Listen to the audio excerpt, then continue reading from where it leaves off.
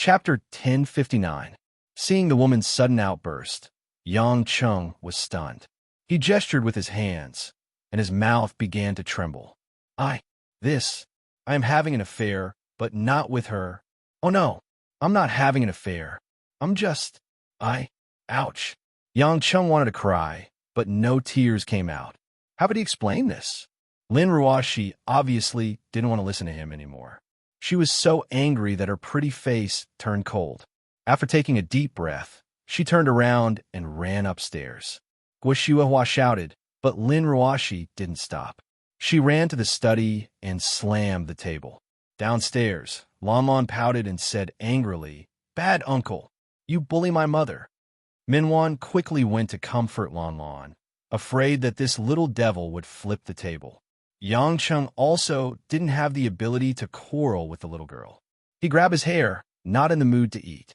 He felt wronged and helpless at the same time. "You child, why are you still in a daze? Go and explain it to Ruoshi. Isn't it worse if you don't explain it to her?" Guo patted Yang Cheng's shoulder and said. Yang Cheng thought about it and agreed.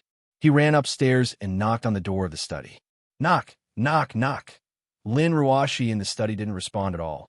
From outside, Yang Chung could only hear the rapid breathing inside. She was obviously angry. Yang Chun helplessly looked downstairs and bitterly waved his hands. "I think we should wait for Ruoshi to calm down first. She doesn't want to see me."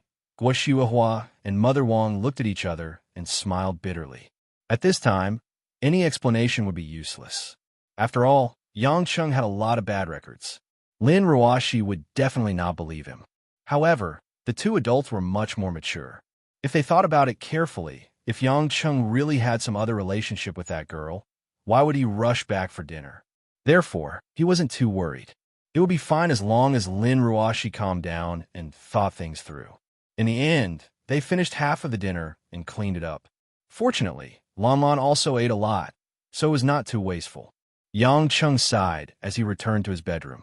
Just as he was about to take a shower and change his clothes, he noticed that there was a communication request from Solon on his laptop. Yang Chung perked up and quickly opened it. He found that Solon had sent him a lot of documents, but he was not at home today, so he did not notice it. After opening the video chat, Sauron was wearing a pair of presbyopic glasses and looking at some information. Yang Chun was used to seeing the rugged appearance of the red-haired old man. Yang Chun wasn't used to seeing him wear glasses all of a sudden. Sauron is getting old too. Speaking of which, it's been quite a few years since I saved him. Seeing that Yang Chung finally responded, Sauron turned his head, nodded respectfully, and said, "Your Majesty Pluto, you asked us to find areas around the world with ancient civilizations and not too much man-made damage. We have found 8 of them. All the areas and related information have been sent to you." Yang Chung nodded. "I will take a closer look later. Thank you for your hard work. Did you encounter any problems along the way?"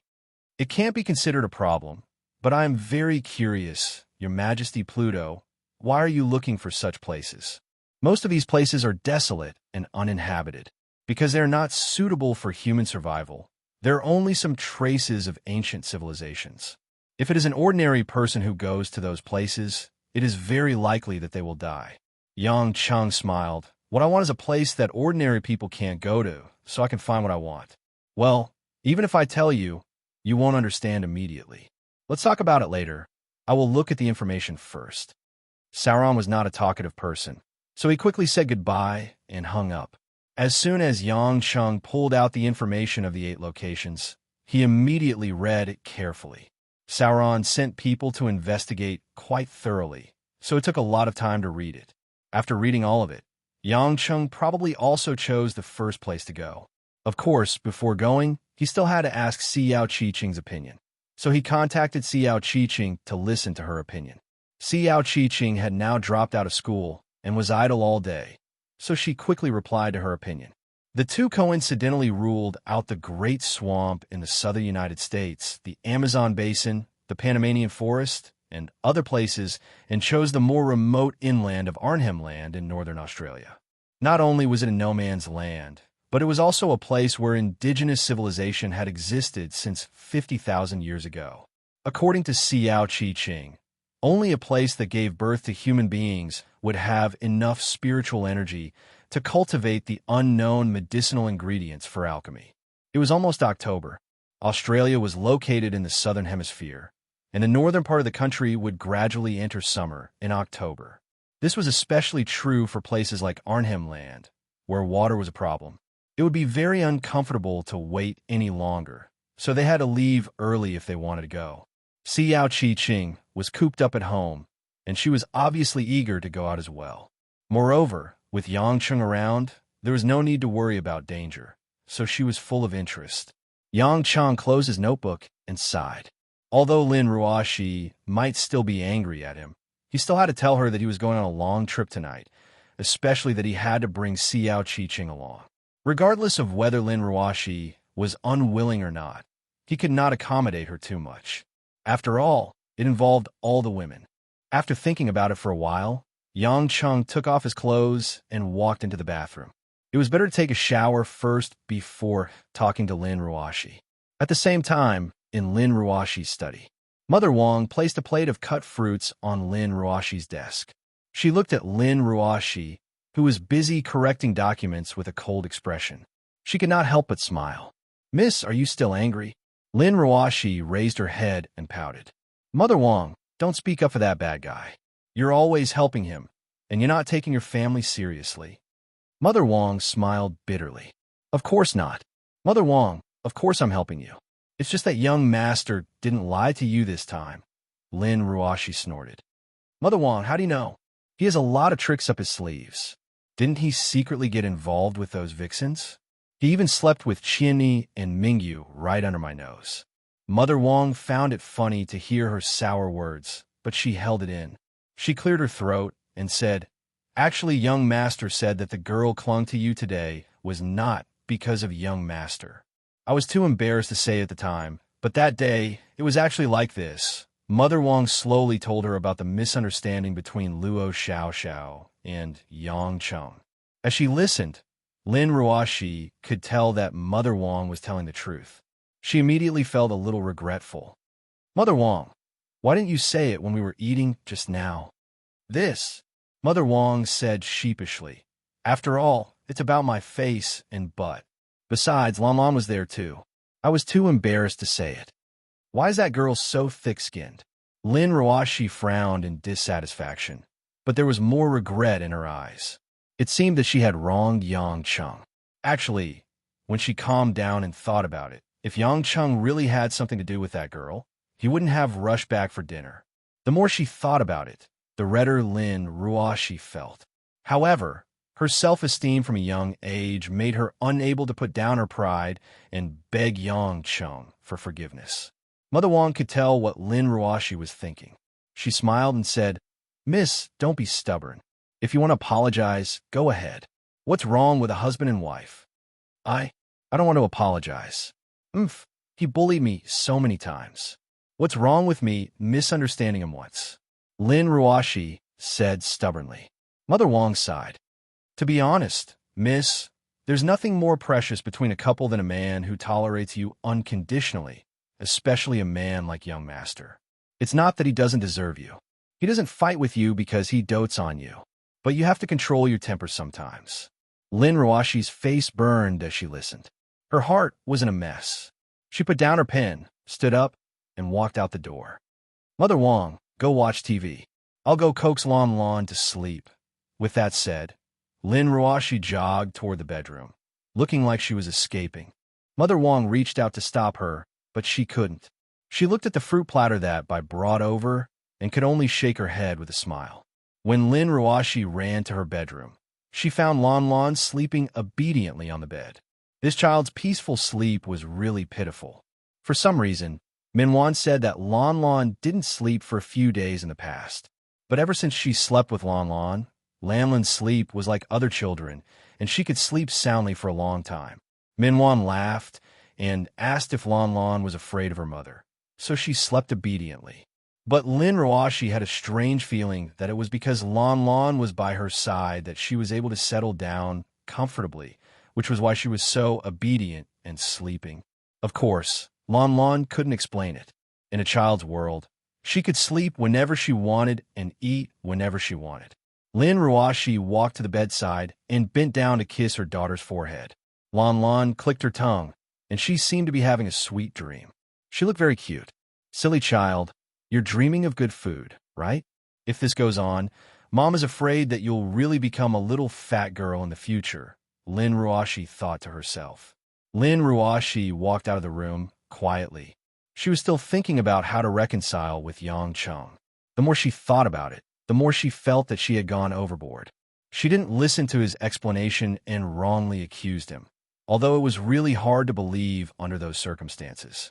Unknowingly, Lin Ruashi walked through the corridor on the second floor and arrived at the end. She pushed open 2 glass doors and walked to the balcony.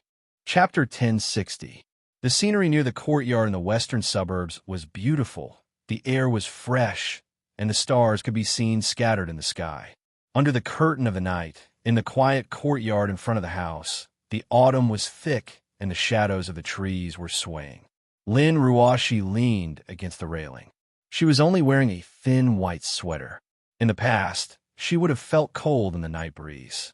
However, ever since she started cultivating the nameless cultivation method taught by Yang Chun, she became half a cultivator and possessed true qi at the peak of the Hotian stage. This little bit of coldness was nothing to her anymore. However, compared to Qian Wei, Choi Yun, and other women who had a foundation in Kung Fu, Lin Ruashi's physical quality was still relatively ordinary, not much stronger than girls who usually exercised, and her actual combat skills were still improving. Fortunately, there were still Lu Mingyu, An Xin, and the others who were similar to her, so Lin Ruashi was not too anxious. Just when she was thinking about how to talk to Yang Cheng, Lin Ruashi suddenly saw a lonely figure sitting on the stairs downstairs from the corner of her eyes. Lin Ruashi was stunned. It was actually Yang Cheng. At this moment, Yang Cheng was leisurely sitting on the ice-cold stairs with his legs crossed. He touched the soles of his feet with one hand and held a cigarette in the other as he puffed out a cloud of smoke. His pair of eyes narrowed. Yang Cheng was thinking about how to talk to Lin Ruashi about bringing Xiao, Qi Qing, so that the woman would accept it more easily. Because of this, Yang Cheng was immersed in thinking. He did not immediately notice that Lin Ruashi was standing upstairs. This scene fell into the eyes of Lin Ruashi, but it had a different meaning. Is he angry with me? Lin Ruashi felt that Yang Cheng must be angry and bored, so he was smoking alone in the cold wind. In his memory, Yang Cheng hadn't smoked for a long time. Lin Ruashi took a deep breath and said leisurely, "Stop smoking. Why are you smoking in the middle of the night? You make it sound so sad." Yang Cheng suddenly realized something. He looked up and saw Lin Ruashi leaning against the railing. He grinned and said, "Honey, you're not angry anymore?" Lin Ruashi suddenly felt suffocated. She had clearly misunderstood him, but the first thing he asked was if she was angry. A trace of sweetness flowed through her heart. While Lin Ruashi felt guilty, her gaze became especially gentle. "I'm not angry anymore. I'm not unreasonable. Mother Wang told me, so I'm not angry anymore." Yang Cheng understood and didn't think too much of it. "I still have to thank Mother Wang. Sigh, it's actually not a big deal. It's just that the girl is a little crazy, but I don't think we'll run into her again. It's fine." Lin Ruashi couldn't help but burst into laughter. "That girl called Luo Xiao Xiao is her, but soft?" Lin Ruashi couldn't help but blush when she asked the question. Yang Cheng also touched his head awkwardly, almost rubbing the cigarette but on his hair. "It's okay. Not as soft as yours. Go." Lin Ruashi glared at him and said, "Stop smoking. Even if you want to smoke, you should choose a better brand. Do you have to smoke the lowest quality ones?" Yang Cheng chuckled. After taking a puff, he threw the cigarette but on the ground and stepped on it to put it out. "I'm used to smoking. There's not much left in this pack. I'll finish it. It'll be easier to concentrate when thinking about things." Lin Ruashi relaxed and asked, "What are you thinking about? Do you want me to help you?" Yang Cheng told her that he was going to Australia and that he was bringing Xiao Qiqing with him to help him find the herbs. Lin Ruashi didn't think much of it at first, but when she heard that he was going to bring Xiao Qiqing alone, she couldn't help but frown. Xiao Qiqing wasn't just any other woman. That woman was soft and charming, and she had slept with Yang Cheng before. I know you might feel uncomfortable, but I have no choice. I can't be careless about this. Bringing her with me can help me find and identify the herbs. As for the appearance of Arnhem, it's definitely not a place for sightseeing. I've been to the border when I was hunting down a drug lord. It's definitely a barren land.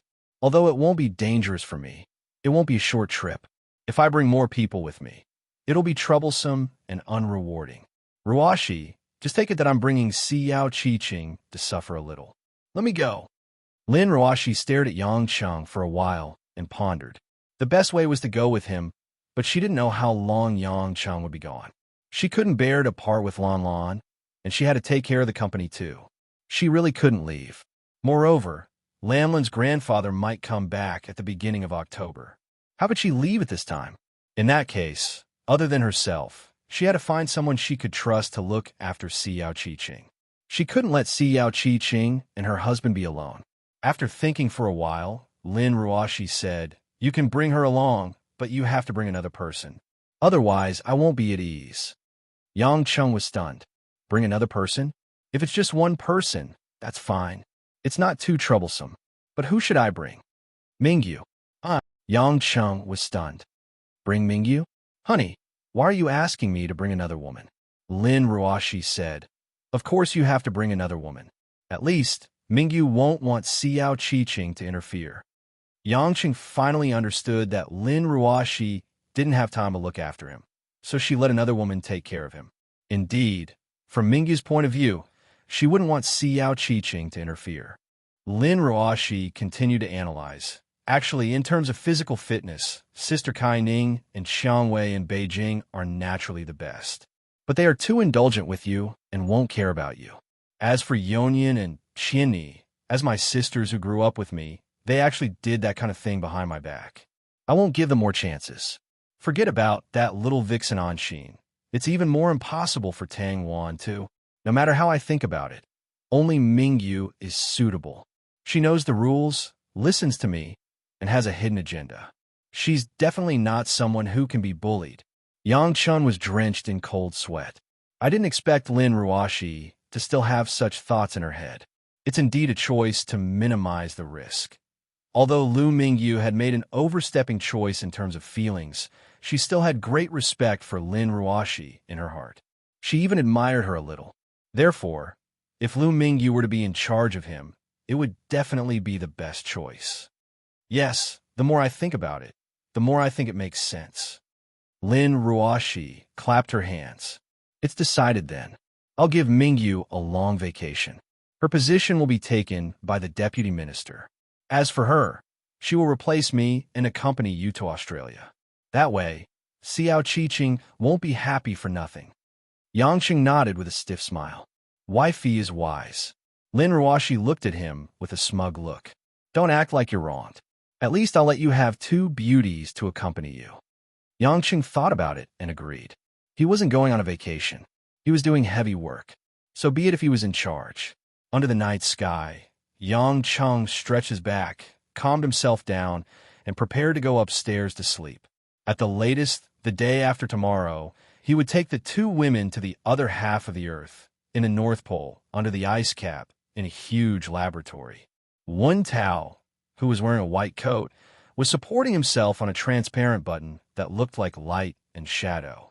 His eyes were staring at the various data and complicated biochemical equations that were constantly flashing on the huge screen.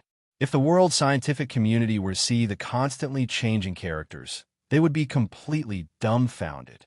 Because this was a combination of cutting-edge physics, biology, chemistry, and other fields. It was even a futuristic technology. It was simply beyond the imagination of human technology. When Tao licked his lips, the gaze in his eyes became more and more fanatical. He murmured, That's right. That's right. Yin Buin, although you're King dead, I still have to say, you really are a genius. In the middle of Wen Tao's spread legs, the naked Luo Tsuishan was kneeling on the ground. The enchanting woman had unknowingly stripped Wen Tao's lower body. She was using her fiery red lips to serve the high-spirited bad guy. Hearing Wen Tao's excited words, Luo Tsuishan loosened her mouth. She licked her lips and asked, "Little cripple, have you found a breakthrough?" It turns out that antimatter energy can also be used in this way. Wen Tao smiled evilly and did not explain much.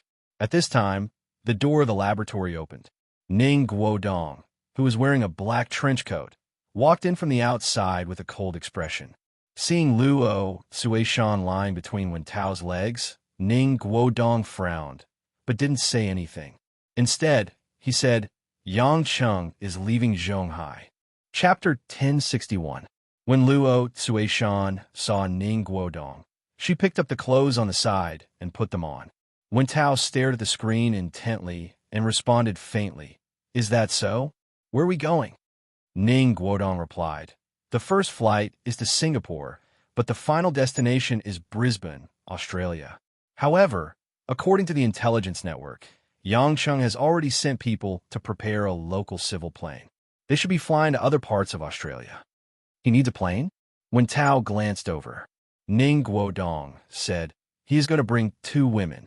One is a woman of unknown origin called Xiao Qi Qing, and the other is one of his lovers, Lu Mingyu, the daughter of Lu Qingshan from the Green Dragon Society. I'm afraid it is more suitable to use a plane for the sake of the 2 women." When Tao narrowed his eyes, he really knows how to be protective of women. As long as he is not going to the North Pole, let him be. Don't you want to ask what he is going to do? It has nothing to do with us. So what if we know? Luo Tsuishan put on her clothes and asked curiously, "Little cripple, don't you want to take the opportunity to go to Zhonghai to do something? Why don't we capture all of Yang Cheng's women and force him to submit?" Wen Tao looked at Luo Suishan as if he was looking at an idiot. Women's views. "If we only need to capture his women to deal with Yang Cheng, then you're underestimating him too much. Back then, Yin Buin's men couldn't even kill Tang Xian. They clearly said that Yang Cheng was in Europe, but in the blink of an eye, he returned to Beijing. How much slower do you think he will be this time? Why don't we go there ourselves and not send those stupid cyborgs? I don't believe that we can't capture 1 or 2 of them before Yang Cheng comes back." When Tao shook his head, "Let's not talk about the fact that we can't see through Yang Cheng's means, and we can't guarantee what kind of trump card he has. Even if we can't kill Yang Cheng, even if his woman dies, won't we be buried with her? We don't have any extra lives. We can't gamble with our lives. But are we not going to do anything?" Luo Tsuishan said reluctantly. "Of course I have to do something, but now is not the time." When Tao's eyes flashed with a hint of gloom. Yin Buin's biggest failure is that he trusts himself too much. Although he has a backup plan, he has already attracted enough attention from Yang Cheng. It will be very difficult for him to defeat his opponent by surprise. Our greatest advantage right now is that Yang Cheng doesn't know our strength. He doesn't even know of our existence. If we make a move, it will be equivalent to exposing ourselves, and we will lose an important layer of protection." As he said that, Wen Tao turned his head to look at the image on the screen that only he could understand. He sneered and said, "Yang Cheng, we can't let him live. Otherwise, we will be restrained no matter what we want to do. Moreover, since we already have a grudge against him, if he sees us, he will definitely not show mercy. Therefore, if we don't make a move, then we must use the power of the 9th heaven's thunder to completely kill him." Ning Guodong snorted lightly and said, "Not to mention Beijing, there are many people in the world who want Yang Cheng to die. Yin Buin is already amazing enough, but in the end, he doesn't even know how he lost. Are you really confident?" When Tao said disdainfully, "What is Yin Buin? Didn't he still die in my hands? The winner takes all, while the loser is in the wrong. Only those who can foresee further can obtain the final victory from Yin Buin's memory. I have sorted out the ultimate way of using the Godstone that Yin Buin has yet to fully develop. When I develop that unique power in this world, it will naturally be a piece of cake to deal with Yang Cheng." Luo Tsuishan's hatred for Yang Cheng naturally ran deep into her bones. When she heard this, she couldn't help but smile. "Little cripple, does that mean that something big is going to happen?" Wen Tao smiled sinisterly and said, "Let him be proud for a period of time. We will wait and see. I want him to die the next time he sees me." "I hope so. Ning Guodong said plainly and turned to leave. Luo Tsuishan saw this and couldn't help but shout, "Guodong, are you leaving just like that?" Ning Guodong stopped in his tracks and turned around to ask, "Is there anything else?" Luo Tsuishan was stunned, and a trace of sadness flashed through her eyes. Ever since he asked Ning Guodong to force himself on Lin Ruoshi, he didn't tell him that they were half-siblings. Although he managed to save Ning Guodong, heal his body, and even undergo genetic modification, Ning Guodong still couldn't accept it. However, Ning Guodong clearly didn't see herself as the same as before. "But I've already died once. How can I really go back to the past? The only reason why I'm still alive is because I want to see the day when all those damned enemies are dead." Thinking of this, Luo Tsuishan smiled bitterly. "It's fine.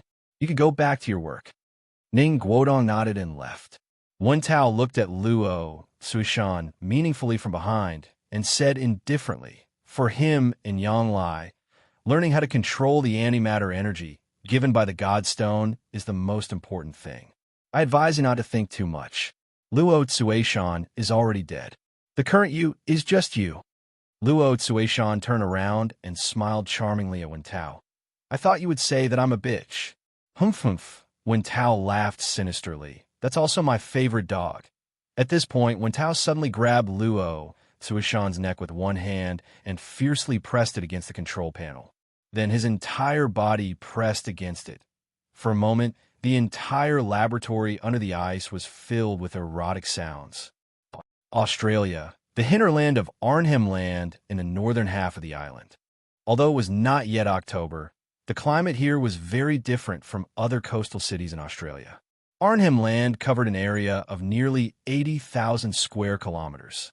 Its tropical grassland climate had gradually turned the temperature here hot and humid during the day. This was one of the oldest prehistoric continents in the world, and it was also the world's most famous uninhabited land. The Australian Aborigines had left traces of their ancient civilization 50,000 years ago. Their descendants were still Aborigines here today. However, this did not mean that there would be long-term residents here. The Aborigines were not stupid. Even if they wanted to relocate, they would not choose to live in the most desolate part of Arnhem Land. Coupled with the rise of tourism in Australia in recent decades, many areas around Arnhem Land were developed into tourist attractions. The Aborigines were naturally willing to stay in their homeland and earn some income. Especially with the various forced modifications of the Aborigines by the white man, the number of true Aborigines in Australia was gradually decreasing. Fewer and fewer Aborigines were willing to stay in such a barren land.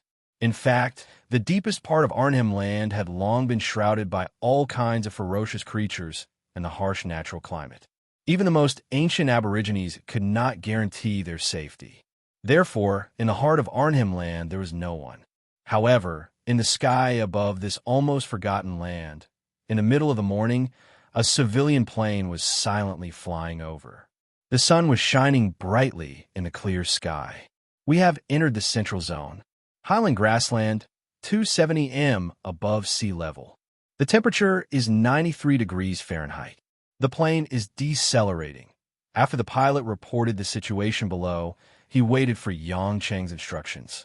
At that moment, Yang Cheng was being hugged tightly by Lu Mingyu. The woman was clinging to him with an unwilling and aggrieved expression.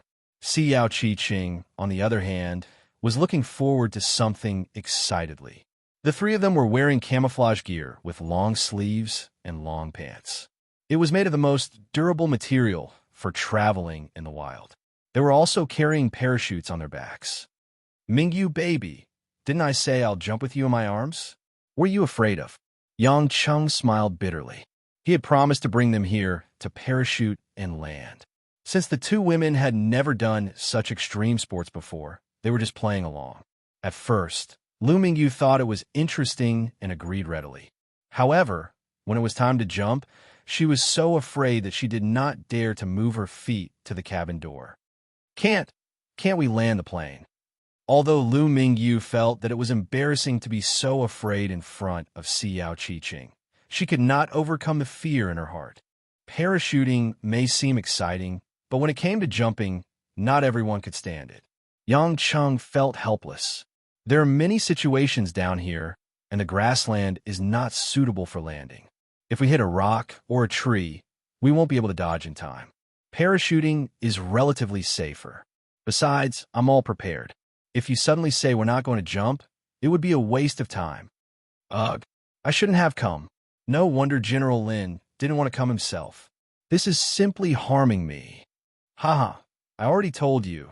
This time, you're not here to enjoy. You're here to suffer with me. Yang Cheng saw that the woman was about to cry, but he laughed especially happily and said, "Pilot, open the cabin." He didn't care about Lu Mingyu's objections and screams. Yang Cheng hadn't played for many years, so his heart was itching. Hoo-hoo! A violent gust of wind blew into the cabin, and the plane's door opened. "Bon voyage, Your Majesty Pluto." Yang Cheng laughed heartily and signaled to Xiao Qiqing to let her jump first. Xiao Qiqing was very bold. After all, in America, a woman who could even be a swindler, parachuting was definitely not something too exciting. Taking a deep breath, Xiao Qiqing jumped down like a sparrow. TSK, look at her, this girl is so energetic. Yang Cheng patted the woman's back and hugged Lu Mingyu tightly. He shouted and followed suit. From afar, it looked like two colorful flowers, one high and one low, had suddenly bloomed in midair and slowly fallen. Chapter 1062. As the strong airflow blew past her ears, Lu Mingyu slowly opened her eyes after a few seconds. Yang Cheng was looking at her with a smile. That smirk on his face made her want to take a bite out of him. "Are you still afraid?" Yang Cheng shouted loudly, because during the fall, his voice would be quickly scattered by the airflow. Lu Mingyu carefully raised her head and looked down at the ground that was gradually approaching the two of them. She felt a lingering fear, but at the same time, she felt quite excited. The grassland, which was a mixture of withered yellow and green, and some lonely little rivers in the distance, as well as the protruding rocky hills, made the entire field of vision seem especially wide. "It's magnificent," Lu Mingyu murmured. If it wasn't for Yang Cheng's strong hearing, he wouldn't have heard it at all. This was indeed a kind of natural beauty that couldn't be seen in tourist attractions. However, Yang Cheng was also very clear that ordinary people who came to such a place would only have a slim chance of survival. As the parachute landed, the hot and humid temperature on the ground swept over them. Not far away, Xiao Qiqing was the first to reach the land. After throwing down the parachute bag, she ran over with a frown and said, "If I had known earlier, I would have brought some sunscreen. My skin will definitely peel from the sun." For the convenience of walking, among the three of them, only Yang Cheng carried a heavy backpack to carry some drinking water and wild food. Although the two women carried bags, they were empty. They planned to use them to store some alchemy materials in case they found them. Lu Mingyu also found it difficult to adapt. She subconsciously circulated a trace of true qi in her body and finally felt a little better. After Yang Cheng noticed it, he immediately said, "Mingyu, don't use too much true qi. Your cultivation is still not high. If you use your precious true qi to lower your temperature, your body will quickly weaken. We won't leave in an hour or two. We may need to walk here for a week or two to find the materials." Hearing this, Lu Mingyu felt helpless, but she could only obediently stop circulating her true qi. In fact, the reason why Yang Cheng said this was to let Lu Mingyu's body get sufficient training. Relying on true qi to walk was ultimately lazy. If she could use her body to search for the materials, it would be very obvious to Lu Mingyu's body. To enter the Xiantian realm, strengthening the body was also an essential element. For example, Kai Ning and Xiang Wei had practiced martial arts since they were young, so they didn't have any obstacles in this aspect. Their tendons were extremely tough. The other women needed a period of training. Yang Cheng then asked the two women to wait and ran over to get Xiao Qiqing's parachute. After that, he went over and placed the two parachutes on the grassland. "Yang Cheng, what are you doing?" asked Xiao Qiqing curiously. Yang Cheng dusted off the dirt on his hands. "I'm making a mark for the plane to see. It'll also help us remember our starting point.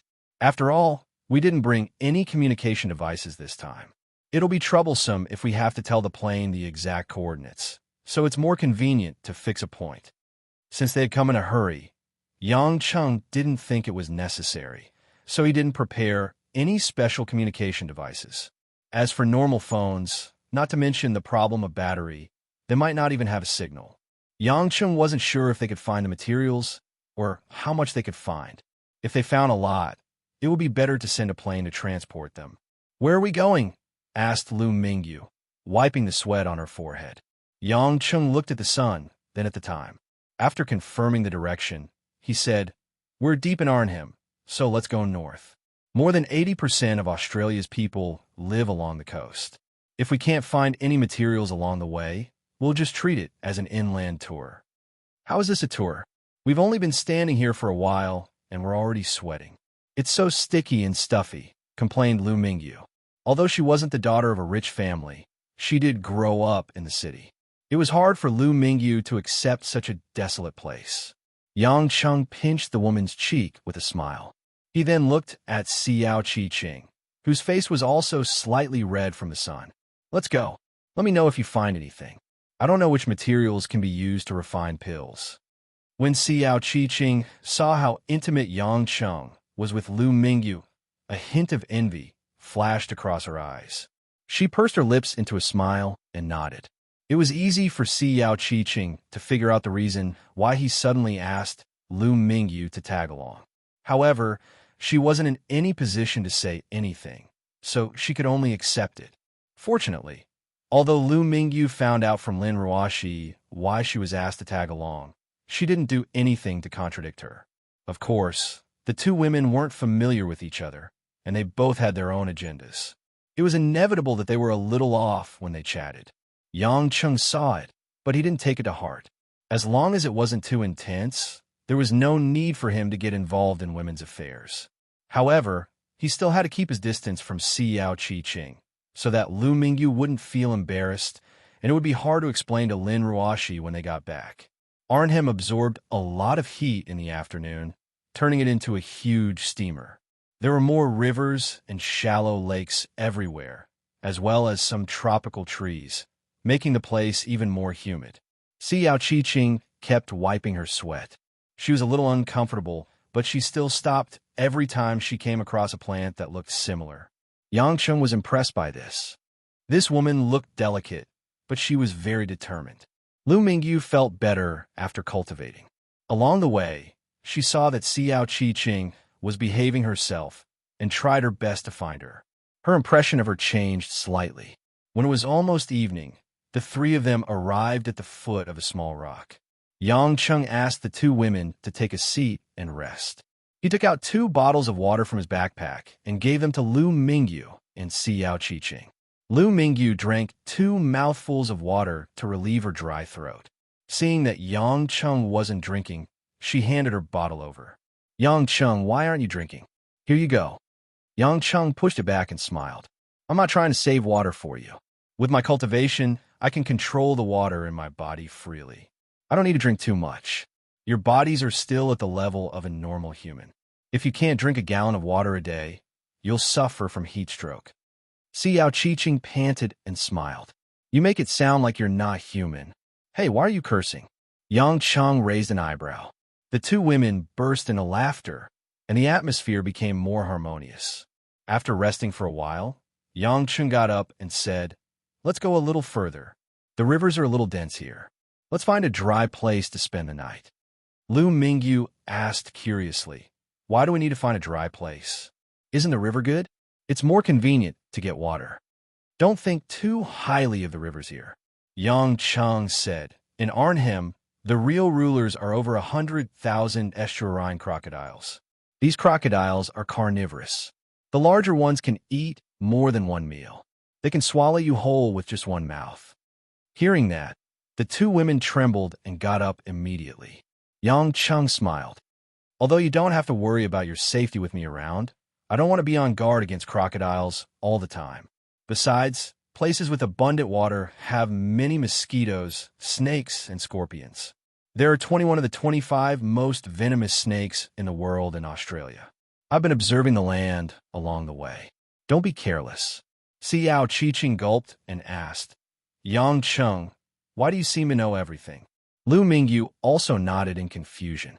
She found it quite amazing that the guy who only knew how to play games and doze off in the company was actually knowledgeable about science other than fighting. Yang Cheng was a little annoyed by the way the women looked at him. He said helplessly, It's not a big deal. You don't know how I've survived since I was young. There are many places that are harsher than this. When I was 13, I could already survive alone in the snowy Siberian mountains for more than a month. I don't lose to anyone when it comes to survival. Knowing most of the animals and plants in the world, understanding their conditions, and learning how to use them to survive is a compulsory course. Besides, I have a photographic memory, so it's not a problem for me. It's a pity that I don't know which plants are medicinal ingredients, and their names must be different from the scientific names. Otherwise, it would be much faster for me to come here alone. While explaining to the two women, Yang Cheng asked them to carry their backpacks and continue their journey north. Lu Mingyu was a little scared when she heard that they would be sleeping outdoors for a few days. Yang Cheng, can't you fly us? Why don't you find the nearest city to stay? Yang Cheng shrugged. You'll have to ask Jiqing about that. Xiao Qiqing explained, some medicinal ingredients can't be found during the day, such as those that have a unique luster. Some only show their special appearance in the morning and shrink back after sunrise. It's precisely because these elixirs can't be found at any time that they're particularly difficult to find. If you have to spend time going back and forth, the chances of finding them will be even lower. As they were talking, Xiao Qiqing suddenly let out a soft. Her eyes locked on the direction of a small river in front of them. Gradually, a glimmer of light appeared in her eyes. Chapter 1063. Looking at Xiao Qiqing's expression, Yang Cheng immediately thought of something. What did you find? Xiao Qiqing suppressed her excitement. I'm not sure yet. Let's take a closer look. Saying that, the woman took the lead and ran to the shallow riverbank. A dense patch of aquatic plants blocked the riverbank, and Xiao Qiqing's target was an ordinary-looking eucalyptus tree by the riverbank. Seeing that, Yang Cheng quickly grabbed the woman's hand and pulled Xiao Qiqing back. Wait, I told you not to walk in front of me. Xiao Qiqing was taken aback, but she obediently retreated behind Yang Cheng. Yang Cheng smiled evilly. Stand behind and watch. Saying that, he walked straight to the edge of the riverbank. Just as Yang Cheng set foot on the riverbank, something happened. Roar! A rough roar intertwined with the sound of the aquatic plants and waves. Suddenly, a giant creature pounced out from the aquatic plants. Like a bolt of lightning, the giant creature opened its bloody mouth and bit down on Yang Cheng's leg. Xiao Qiqing and Lu Mingyu screamed at the same time, their beautiful faces pale. A huge green and black estuarine crocodile was about to bite Yang Cheng, but Yang Cheng's right leg was the first to exert force. Bang! With a muffled sound, the tip of Yang Cheng's foot hit the estuarine crocodile's jaw. Woo! After being hit by Yang Cheng's foot, the enormous body flew back a few meters like a kite with a broken string and crashed into the water. After a large splash, the estuarine crocodile frantically wagged its tail and fled. Its poor little brain could not imagine what kind of terrifying prey it had encountered. Yang Cheng whistled. This thing has thick skin and flesh. I thought I would kick it to death. Although he did not use too much force to be able to withstand his kick, this estuarine crocodile's strength was evident. This scene, however, scared Lu Mingyu and Xiao Qiqing half to death. Lu Mingyu was on the verge of tearing up. She rushed forward and slapped Yang Chen's back. You're still in a mood to whistle. Do you think it's funny? Do you know you almost scare me to death? Hee hee. Yang Chen grinned and said, Let me show you how dangerous this place is. I told you that there are more than 100,000 crocodiles here. Crocodiles are natural hunters, and their attack speed is so fast that humans can't even see it with their naked eyes. Every water source here has to be checked before approaching. Remember this. Xiao Qiqing patted her chest and looked at Yang Cheng gratefully. But you didn't have to scare us like that. Yang Cheng rubbed his nose and asked, It won't happen next time. All right, you want to check this tree? Yes. Xiao Qi-Ching walked to the side of the tree and looked at it seriously. Yang Cheng identified it and frowned. This looks like a eucalyptus tree, but the veins of the leaves are different, and the bark seems to be a little reddish-brown. Xiao Qi-Ching confirmed something and said, this should be a red sparrow tree, a relatively common but rare medicinal herb. It is rarely seen in Huaxia and is used to refine some low-grade pills. Yang Cheng was happy at first, and then said gloomily, the whole tree? Doesn't that mean I have to make a trip to move it? Xiao Qi-Ching shook her head. The red sparrow tree doesn't need anything else. We only need the root hairs at the tip of its roots. They can't be too old, and we need those tender roots. The old ones won't have that special medicinal effect. Yang Cheng was confused. There were so many things to do, but since they only needed the roots, it was easy. Wasn't it just digging the tree's roots? I'm the best at physical work. However, in the process of digging, Yang Cheng also listened to Xiao Qi-Ching's suggestion and left a few root hairs. This was to prevent the rare materials from being dug to death, and to keep the tree alive, it could be dug again if needed in the future. The first day finally had some results, and this gave Yang Cheng some confidence. After all, it was just the beginning.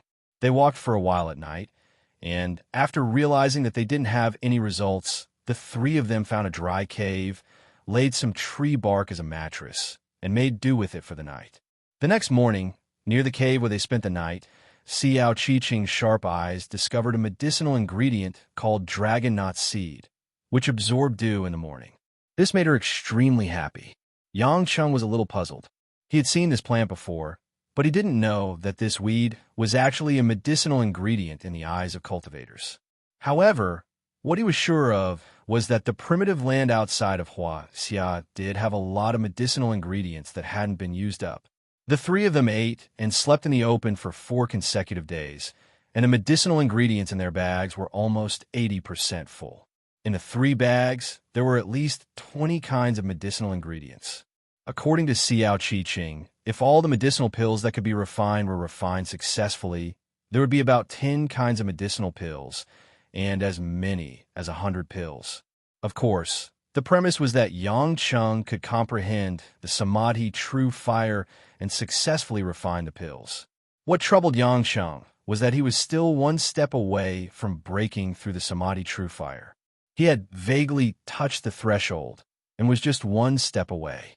It would take at least a week's journey to reach the northern coast from Arnhem. Yang Cheng was not in a hurry, and he would pack as much as he could. After all, he still had the Sumeru ring with the mustard seed.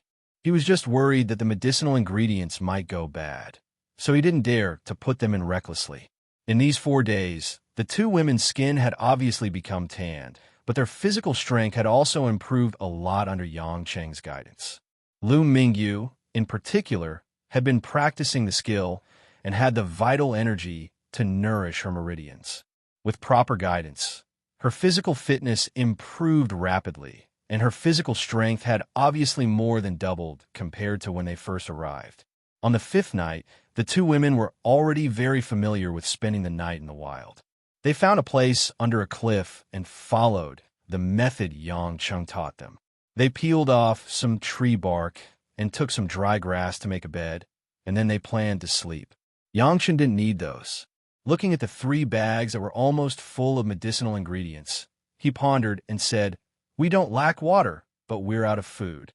I'm considering if I should make a trip to a nearby city tomorrow to get some food before continuing to search for medicinal ingredients." Lu Mingyu stretched and mumbled, "Why don't you call the plane too? We'll go back to the city first. Do we really have to walk for another week?" Yang Cheng was also thinking about his family in Zhonghai. This time, without the threat of Yanbuan, he wasn't too worried that someone would take advantage of the situation. However, he felt that something was wrong because he didn't have any communication devices. Also, he didn't know if Lanlin's grandfather had returned to Zhonghai. He promised Lin Ruoshi that he would do his best to make Lan Lan stay, so it was time to go back and confirm it. "You're right. Once the sun rises, I'll call the plane over," Yang Cheng said decisively. The starry sky above the grassland was exceptionally vast and dazzling. Yang Cheng raised his head to take a look, then lay down on his back. Just as he was about to close his eyes, he suddenly felt a strong sense of danger.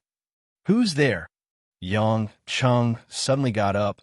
In a flash, he was already standing on the grassland tens of meters away. Lu Mingyu and Si Yao Qiqing were also startled. They also got up and ran out, not knowing what was going on. Yang Cheng's face was solemn as he looked at the sky hundreds of meters away. He saw a mysterious man with long black hair standing in the air. He was wearing a black outfit, a black belt, and a Peking opera mask, but it was a metal mask. Yang Chung clenched his fists tightly, not because he was angry, but because he was nervous. Yang Chung couldn't help but be nervous, because the mysterious man in front of him gave him a sense of threat that he had never felt before. Yang Chung vaguely felt that this wasn't the first time he had interacted with this mysterious man at such a close distance, but he definitely hadn't displayed his true strength before. I can't see through the other party's cultivation at all. Who are you?" Yang Chung could feel that the other party didn't come with good intentions.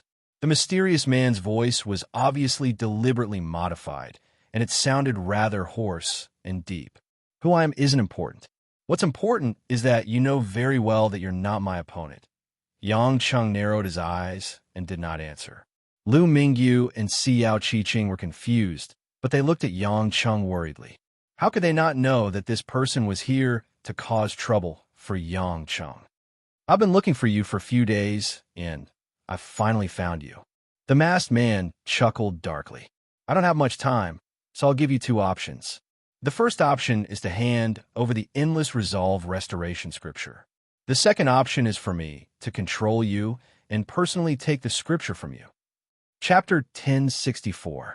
Yang Chung cursed inwardly. His luck was terrible. Based on the pressure he felt from his opponent alone, if he were to fight this guy whose cultivation he could not even see through, wouldn't he be dead by a hair's breadth? If he had completely mastered the power of the Tai Ching heavenly lightning, he might have had a fighting chance.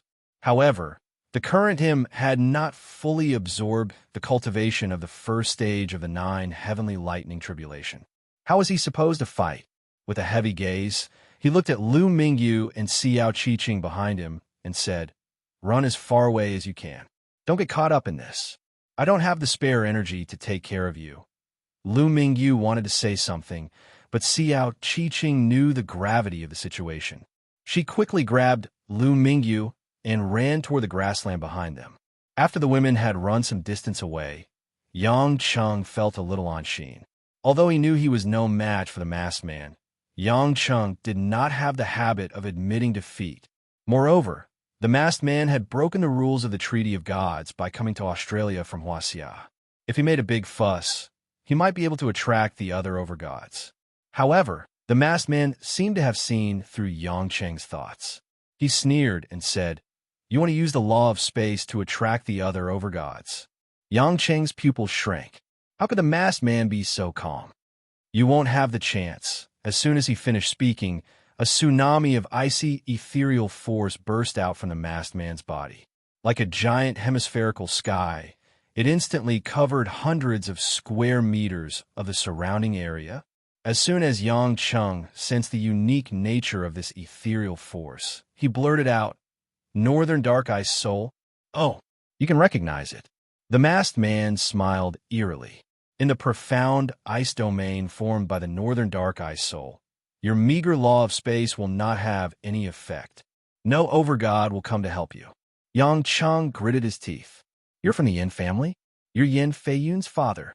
During the battle with Yin Feiyun, Yang Chung learned from the Yin siblings that the Yin clan's unique technique was the Northern Dark Ice Soul. Just a moment ago, he thought that this person was from the Luo clan. Who would have thought that he was from the Yin clan? Did Yin Sanyang fail to dissuade her father? If this was really the Hongmeng Heaven Stage Elder Yin Wuchen, then what was the purpose of him wearing a mask? Could it be that there was something strange about his appearance? "You asked too many questions. I'll ask you one last time. Are you going to hand it over or not?" Yang Chung clenched his fist. "Come and get it yourself if you can." "All right." Refusing a toast only to drink a forfeit. The masked man snorted coldly.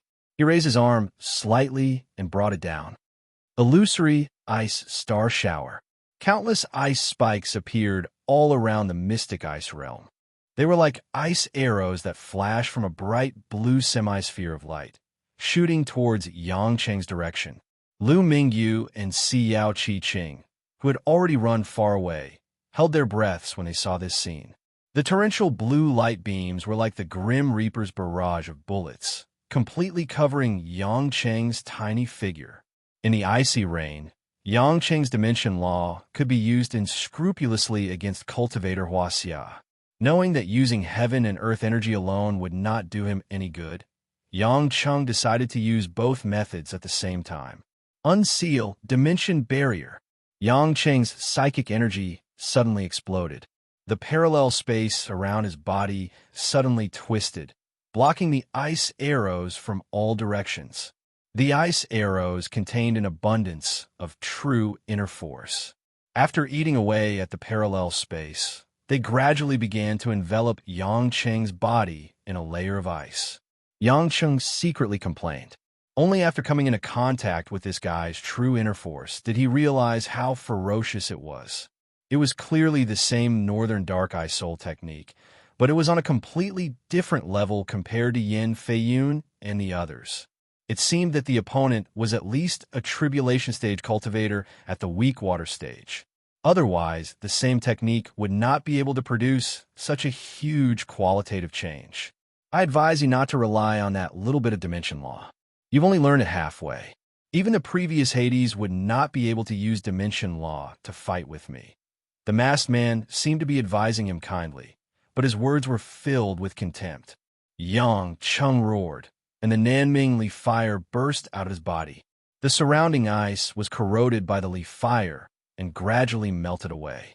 However, the ice arrows that kept coming from all directions were still too much for Yang Cheng to handle. Yang Cheng did not believe it, so he opened up his mental energy and planned to use the dimension law to shatter the ice domain. Dimension shock. With Yang Cheng as the center, the parallel space was like a huge wave, rolling and rolling, exploding in all directions. Rumble. The ice domain was heavily damaged by the dimension law, but it only produced a torrential response. I already said that this little bit of dimension law is not enough. The masked man laughed sinisterly. I don't have the time to train with you. Just surrender. As he spoke, the masked man's figure flashed, and he was less than 10 meters away from Yang Cheng. A strange purplish-black, true inner force was condensed in one of his hands. Yang Cheng could feel that he could not let that true inner force touch him, or the consequences would be unimaginable. You're lucky. If it wasn't for the fact that I want your technique and can't kill you, I would really be reluctant to give up this purple butterfly fantasy. Yang Cheng did not dare to let him get close. He did not know what the purple butterfly fantasy was, but it was definitely not something good. Yang Cheng hurriedly condensed all the heaven and earth energy within the range of his ability, turning it into the power of the Kuei water that he had just comprehended. After it formed a huge and thick shield in front of him, he pushed the Kuei water out. In the ice domain, another deep blue power of the Kuei water almost engulfed the entire ice domain. You overestimate yourself. With a roar, the masked man was not afraid of the Kuei water's freezing cold at all. He penetrated the Kuei water's shield alone. It was like a heavy cannonball in the face of a huge wave. It was as if the cannonball of a human body was only an empty shell. It recklessly pierced through the illusions. Yang Cheng's battle instinct made him react immediately, but his heaven and earth energy was not enough to break through the ice domain. When he touched the barrier, the masked man had already caught up to him. A purplish-black purple butterfly fantasy wrapped around Yang Cheng's body in the blink of an eye. Yang Cheng involuntarily let out an unbearable cry of pain. His body spasmed and stiffened as he fell to the ground. His entire body was surrounded by purplish-black mist. Yang Cheng only felt that his dantian was imprisoned by a strange energy. All the meridians in his body had completely lost their usual vitality, and his body's functions were rapidly deteriorating. Furthermore, his brain was not listening to him, and his mental strength was rapidly draining away. In just a moment, Yang Chung felt as if he had fallen seriously ill. His blood was drained, and he was about to collapse. Yang Chung. Lu Mingyu saw this scene from afar, and her tears flowed like a fountain. She wanted to rush over regardless of anything. But Xiao Qiqing still held her back, and even used all her strength to push the woman. "Don't go over. You'll only die if you go over. You let go of me." Lu Mingyu flung Xiao Qiqing away with all her might.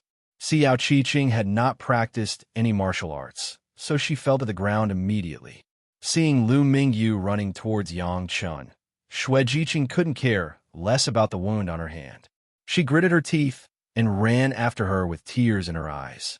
The masked man looked at the two women running towards him from afar and sneered. "Your women are quite loyal. Even at a time like this, they didn't abandon you and ran away. Unfortunately, you're now a cripple. I'm afraid they're going to despair." Yang Cheng's face was pale. He was breathing heavily, and it was extremely difficult for him to even make a sound, let alone continue fighting. Staring at the masked man, Yang Chung felt like his lungs were going to explode. He had no way to fight back. Seeing that Lu Mingyu was about to reach him, Yang Chung used all the strength in his body to yell, "Run!" but there was nothing he could do to stop her. The masked man scoffed. "Say goodbye to your woman. I'm not in the mood to kill a female mortal. Come with me to a place and hand over your endless resolve restoration scripture." As he said that, the masked man prepared to lift Yang Chung off the ground. However, in that split second, the masked man suddenly frowned and retreated like a bolt of lightning. Bang! There was a loud noise that sounded like it could shatter metal. An arrow that looked like it was condensed from an inky black ethereal force plunged into the ground where the masked man had been standing. Then the eerie ethereal force disintegrated on its own. At the same time, it emitted an unknown stench and slowly dissipated. Chapter 1065. Yang Chung was not the only one who was dumbfounded. The masked man was even more frightened. Although he could not see what the masked man looked like, he was certain that the ethereal arrow that was as black as ink had given him quite a bit of pressure. Yang Cheng's meridians were sealed, his mentality was weak, and his dantian was like a piece of rock. He could not sense anything, which was equivalent to losing his cultivation. In this state, he could not sense who had shot the ethereal arrow, and he did not know what the other party's cultivation was. He could only feel a gloomy aura shrouding the sky. "Who are you? With such a high cultivation, you should have nothing to fear. Why don't you come out and meet me?" The masked man asked in a low voice. A sinister laugh came from the dark void, as if the white bones had come back to life. "You know you can't do anything to me, and I don't want to fight you. Why don't we stop and leave so that we don't attract the attention of the gods? What do you think?" The masked man's body trembled. He was obviously very angry, but he did not dare to go against the mysterious guest. Although he did not think he would lose, if he attracted the attention of a god that he could not deal with, it would not be worth it. Consider yourself lucky." The masked man sneered at Yang Chung. Although he was unwilling, he had no choice but to turn around and disappear into the night. A few breaths after the masked man left, the gloomy aura also dissipated. Yang Chung knew that the two of them had left. He was confused. He did not know who had hurt him, nor did he know who had saved him. What he was sure of was that the person who had saved him did not mean to help him. He just wanted to keep him alive for some reason. Otherwise, he would not have left him lying on the ground. Lu Mingyu and Xiao Qiqing ran to him and fell beside Yang Chung. Lu Mingyu picked Yang Chung up and let Yang Chung lean on her. She reached out and touched Yang Cheng's pale face, tears streaming down her cheeks. What's wrong with you? Say something. Don't scare me." Yang Chung barely recovered some of his strength. He stretched out a hand and wiped away the tears on Lu Mingyu's face. "Why are you crying? Your man is not dead yet." Lu Mingyu hugged Yang Chung tightly. "What's wrong with you? Don't let anything happen to you." "I'm scared." She had never seen Yang Chung so haggard. It was difficult for the woman to face all this calmly. It was as if her heart had been twisted into pieces. A strong pain and uneasiness lingered. Yang Chung let out a long sigh. I think I'm poisoned. I can't exert any strength, and my head feels dizzy. I can't raise my cultivation at all. Damn it, I should be immune to all poisons. At the side, Xiao Qiqing's eyes were red as she worriedly asked, Did you get hit by some secret technique? What did he do to you? Yang Chung recalled and said, I think it's called Purple Butterfly Fantasy Vine. Ah. Shui Jiqing's eyes widened as she covered her mouth and sucked in a deep breath of cold air. Yang Chung frowned. Do you know about this thing? Xiao Qiqing stared at Yang Chung in a daze. Her eyes were filled with disbelief and sorrow. On a towering mountain made of ice and snow near the pole of the North Pole. After the autumn equinox, the North Pole began to enter the polar night and gradually spread to the south. At this moment, the sky was full of twinkling stars, shining on an elegant and beautiful figure on the glacier. She was wearing a long black silk dress that fluttered in the wind. In this world of ice and snow, her fair skin that was exposed to the air was as dazzling as the bright moonlight. Her long black hair fluttered in the wind like a waterfall, as if it had touched the ice and snow on the ground. The woman seemed to be staring at something, thinking about something. However, on that breathtakingly beautiful face, there was not the slightest hint of emotion. She didn't know when, but a tall figure in a black robe had appeared more than 10 meters behind the woman. The man in the black robe was wearing a cloak, but under the cloak was a ferocious-looking iron mask with a green face. The man in the black robe laughed sinisterly at the woman. That Yang Chung is too weak. Are you sure he's the one in your prophecy? Athena didn't turn around. She retracted her gaze and said calmly, He's not dead. The iron mask said disdainfully, That kid isn't stupid. I used some tricks, and he knew he couldn't do anything to me. He was worried that you would suddenly appear, so he ran away. That Yang Chung should be injured, but with the protection of the endless resolve restoration scripture, he won't die.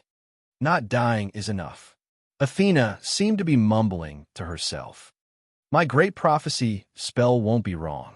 It's just that the future needs to be tampered with to become the future. The iron mask snorted. I heard from King that if your great prophecy spell fails, it's your own fault. Why don't you say that you destroyed your own great prophecy spell? How dare you? Athena snorted coldly. Suddenly, an extremely powerful divine aura burst out. Boom, boom, boom. The area within a radius of 10 miles was shocked by this divine aura. The glaciers shook violently and collapsed. It was as if a small nuclear bomb had exploded with Athena at the center. The iron mask, who was only a dozen meters away, fell to the ground in panic. He didn't even have the strength to get up. The iron mask was terrified. He quickly begged, I know I'm wrong. Please spare my life, my lady. He had never seen Athena's power before. He didn't expect the goddess to release her aura and make him unable to resist, although it was mostly due to the fear in his heart that he couldn't muster the strength to resist. It was enough to predict that if they really fought, Athena would only need a few moves to completely destroy him. Athena retracted her aura like a receding tide. Figure out what you are. Even your king may not be able to defeat me. How dare you gossip in front of me? If you dare to do this again, I'll turn you into ashes. The iron mask quickly kowtowed and admitted his mistake. I'm stupid. Stupid. Athena turned around and said indifferently, Get up. Your next task is to replace me and search the world for all kinds of godheads left behind by the Protoss. Also, keep an eye on the underground room in the North Pole. I need to know the research progress of the God's Stone. Without my orders, don't make any decisions. My lord, this lowly one has some doubts. Aside from you, my lord, based on what this lowly one can see, even Poseidon, Apollo, and the other sovereigns might not be a match for those experts from Hongmeng and the hidden clans. As for Ares and Venus, they weren't even comparable to some soul formation cultivators. Why did you spend so much effort to use the power of the God Stone to resurrect those ordinary Protoss? Even if they were resurrected, I'm afraid they wouldn't be of much use. Athena sneered. Are you trying to say that except for me and Zeus, the rest of the Protoss are useless? The Iron Mask didn't say anything, but it was obvious that this was what he thought. After all, if it wasn't for the fear of Athena, the experienced tribulation stage masters like Huaxia would have already searched the world for rare treasures. How could it be possible for Yang Cheng to go to Australia to find so many ingredients for alchemy? If you really think that this is our true strength, then it's a joke. Athena said disdainfully. I'll tell you the truth. Right now, we only have the basic power of the law of space. Compared to my true combat form, we only have less than 40% of our power. As the other gods are weaker than me and Zeus, I'm afraid they only have less than 20% or 30% of their power left. What? The Iron Mask shouted in disbelief. The gods only have 20% or 30% of their power left. Athena turned around and raised her eyebrows. Why, you don't believe me? No. The Iron Mask quickly shook his head. Since you said so, it must be the truth. Athena said indifferently, it doesn't matter if you don't believe me. After all, ever since we came to Earth, our power has been declining until we suffered such heavy losses. That is the shame of the Protoss and our sore spot. No one is willing to think too much about it. It's just funny that Huaxia and the other cultivators think that our power is really limited. But it won't be long before I create the thing I want, then the revival of the Protoss will be just around the corner. Chapter 1066. In the center of Arnhem, a bonfire was burning brightly under the rock rampart. Yang Cheng sat cross-legged next to the bonfire with a solemn expression. His complexion looked a little more normal, not as pale as before, but still dull. Lu Mingyu sat on a tree bark cushion and looked at the man nervously. Xiao Qiqing's brows were tightly furrowed, looking a little lost. After a long time, Yang Chen opened his eyes and let out a long sigh before shaking his head. Is it still not working? Lu Mingyu asked with difficulty. Yang Cheng smiled bitterly. I can't use any true yuan at all. My dantian feels like it's blocked by a rock. My veins are also very weak, and my body is very weak. It's like I become a normal person, right? Xiao Qiqing said bitterly. Yang Cheng bit his lips and nodded helplessly. This purple butterfly fantasy vine, is there really no way to cure it? I don't know. Xiao Qiqing tried her best to recall. I've only read a little about this poison in the Shao Clan's books, but it's very brief. I only know that the purple butterfly fantasy vine is a special poison refined from a poisonous insect in ancient times. The user can use their true yuan to turn it into a poisonous mist, which will be injected into the enemy's body along with their true yuan. The most special thing about this poison is that it's only effective on cultivators of the same level or lower cultivation. If the opponent's true yuan is weaker than the opponent, the poison won't be able to penetrate into the opponent's dantian. Once you're hit by the purple butterfly fantasy vine, your dantian will be completely sealed. At the same time, the true yuan in your limbs will be drained, and you'll be unable to use any strength. That's why it's a very powerful poison that can control cultivators. It's not that I can't lift it up. I just feel like I'm no different from an ordinary person walking on the streets. Yang Chen laughed at himself. It's been so many years since I became an assassin. I've forgotten what it feels like to be an ordinary person. I really can't lift it up. Xiao Qiqing said with tears in her eyes. How can you still smile? Do you know that only your special body and blood can resist some of the purple butterfly fantasy vine's poison? If it were any other cultivator, they might not even have the strength to speak. You're lucky to be able to move and talk like an ordinary person. Hearing Xiao Qiqing's words, Lu Mingyu's eyes reddened again. Looking at the man's self-deprecating look, her heart was particularly sour. Seeing that the two women were about to cry again, Yang Cheng quickly interrupted them and asked, I'm asking about the solution. Really? Xiao Qiqing shook her head and gritted her teeth. I don't know. There's no way to get rid of it in the books. In fact, the purple butterfly fantasy vine is very rare to begin with. Since the other party could use such a precious poison passed down from ancient times to deal with you, it seems like they're very afraid of you. They're worried that something might happen, so they want to control you 100%. A fierce look flashed across Yang Cheng's eyes. Indeed, If it wasn't for the mysterious person who suddenly appeared, he definitely wouldn't have been able to escape the fate of being captured. Given the other party's methods and the fact that he was now an ordinary person, it was only a matter of time before he was forced to reveal his cultivation method. Unfortunately, he couldn't be sure if the other party was Yin Wuchen from the Yin family, nor did he know who the mysterious person was. However, he had no time to think about that now. He had actually lost his cultivation. His strength and functions had greatly regressed to that of an ordinary person. That was the biggest, grievous news. He couldn't possibly hope that the purple butterfly fantasy vine's poison would disappear on its own. It seemed like he could only take it one step at a time. There was always a way out, and there would always be a way. Of course, the prerequisite was that he had to survive. He had too many enemies. If he gave up now, wouldn't his family be destroyed by his enemies sooner or later? Moreover, if he collapsed first, how could the women support him? Thinking of this, Yang Chung pulled himself together again. His eyes were filled with determination. He must not collapse. Xiao Qiqing had no choice. He could ask Kristen and the others, or he could ask Jane to try scientific medicine. He couldn't give up when there was still hope.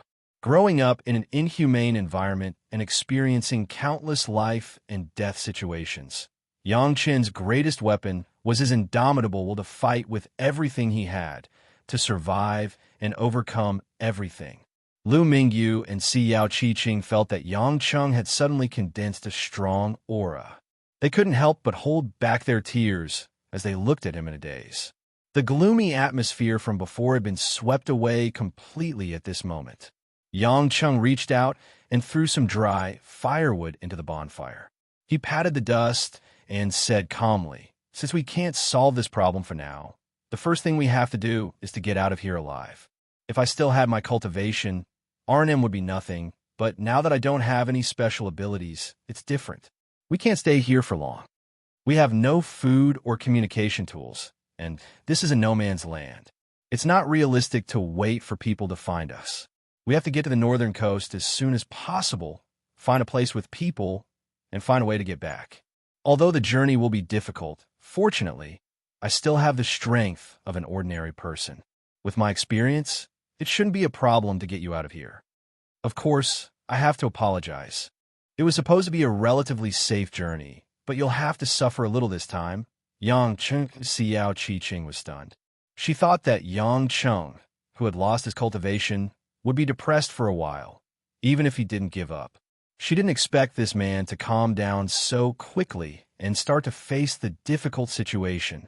He didn't even forget to take care of their feelings. "Why are you looking at me like that? Do you want me to cry and slap the ground? Let me tell you, you're not allowed to cry. As long as I'm alive, I won't give up on anything. I'll think of a way sooner or later." Yang Chung smiled. Lu Mingyu felt a surge of warmth in her heart. She looked at the determined man with a gentle gaze, and a sense of fulfillment and pride welled up in her. This was the man she was willing to be a shady figure, a man she couldn't get along with day and night, but she was willing to follow him. For a woman, a man's mediocrity wasn't scary. What was scary was losing the will to improve and persevere. At this moment, Lu Mingyu felt that even if she died here with her man, it wouldn't be a big deal. Her emotional thinking had already made her feel satisfied. Yang Chung saw the two women staring at him in a daze and smiled. "Don't just stand there. Although it's very depressing, it's better to be alive than dead. Hurry up and sleep. We'll leave early tomorrow when the weather isn't hot. It'll take at least 4 or 5 days to get to the seaside. We can only continue our journey after we've rested well." The two women obediently agreed. Although Yang Chung had lost his cultivation, he could still be their backbone. The three of them had experienced such a tiring day and suffered such a heavy blow. It was already late at night, and they were exhausted. Very soon, the two women fell into a deep sleep from exhaustion. Yang Chung opened his eyes drowsily in the darkness. In his mind, other than finding a way to recover his cultivation, he was also thinking about how to wait for enemies to come knocking on his door when he returned. But no matter how he thought about it, there wasn't a good way. He could only take it one step at a time. Chapter 1067. The night passed. The next morning, the three of them carried their bags. After all, they couldn't leave the herbs behind, so they continued their journey. Before leaving, Yang Cheng even stuffed a few pieces of charcoal that were burnt last night into the bag. Seeing this scene, Lu Mingyu couldn't help asking curiously, "Hubby, aren't you tired? Why did you bring the charcoal? Although we don't have food and water, we still have a lighter, so we can start a fire at any time." Originally, Lu Mingyu wasn't used to calling Yang Cheng so intimately in front of Xiao Qi-Ching, but after last night, Lu Mingyu especially wanted to call him that. Yang Cheng explained with a smile, "We're not using it to start fire. It's mainly because the water here isn't clean, and there are many parasites and toxins. We don't have much time to start a fire to boil the water, so we can use charcoal to filter the water and absorb the toxins to prevent too many impurities." After losing his cultivation, Yang Cheng didn't dare to take too many risks. The blood in his body was still fighting against the toxins, and it would be terrible if something happened to the women's bodies. At that time, he wouldn't be able to treat them. Lu Mingyu didn't expect Yang Cheng to be so meticulous. She smiled and didn't ask anymore. Under the sun, Yang Cheng led the two women all the way to the north. But this time, Yang Cheng was helpless to find that he actually began to feel tired and strenuous. Furthermore, his body began to sweat more like the two women. The hot temperature in the savannah made Yang Cheng finally understand why ordinary people weren't willing to live here. It was like steaming buns. Lu Mingyu and Xiao Qi-Ching's lips were also a little chapped because of the lack of water and the large amount of sweat, but they were more worried about Yang Cheng's physical condition. Along the way, there was a lack of water. When they passed by a dried-up riverbank, Yang Cheng couldn't care less about the two women's puzzlement. He threw himself on the sand and dug the riverbed with his hands. After digging more than half a meter deep, the two women were pleasantly surprised to see that there was still water flowing out. Usually, in a riverbed that is just dried up, there will be water trapped in the sand below, but it's also a matter of luck, and our luck is pretty good. The two girls were overjoyed. After all, they just didn't say it out loud. In fact, they were already extremely thirsty. "Let me help you dig." Lu Mingyu rushed to Yang Cheng's side and stretched out her slender hands. Ignoring the mud and filth, she began to dig the hole with all her might. Xiao Qi-Ching was stunned for a moment. Then she pursed her lips into a smile and followed suit, digging out all the mud. Seeing this, Yang Cheng couldn't help but smile and said, "I don't need your help. I can dig it myself." Lu Mingyu raised her hand to wipe the sweat off her face. "You've already become an ordinary person, yet you're still pretending to be stunned. If you don't talk more, do you think we'll hurt your pride by helping you?" I didn't mean that." Yang Cheng smiled bitterly and said, "Baby Mingyu, you've rubbed the mud on your nose. Are you going to apply a facial mask?" Only then did Lu Mingyu realize that her hands were dirty. She pouted angrily and glared at Yang Cheng, but continued to dig. Although it was just such a small matter, but for a city beauty like Lu Mingyu, a young lady, to get dirty and dig the mud with him, Yang Cheng could still feel a trace of warmth. This was clearly a woman who didn't want him, who had become an ordinary person, to be too tired. Although he was aggrieved, Yang Cheng was still willing to turn this kind of affection into motivation. However, Xiao Qi-Ching also treated him like this, which really made Yang Cheng feel that he couldn't bear it. When the hole was dug, the water inside continued to gush out. Lu Mingyu frowned and said, "There's water, but how we get it up? And it looks so muddy." "Watch me." Yang Cheng raised his eyebrows and took out a t-shirt. After sucking up the muddy water from the hole, he squeezed and squeezed the water into the utensils he carried and purified it with charcoal. Finally, there was a relatively clear and drinkable water source. The two girls didn't expect there to be such a method, and immediately admired Yang Cheng for having so many tricks to survive in the wild.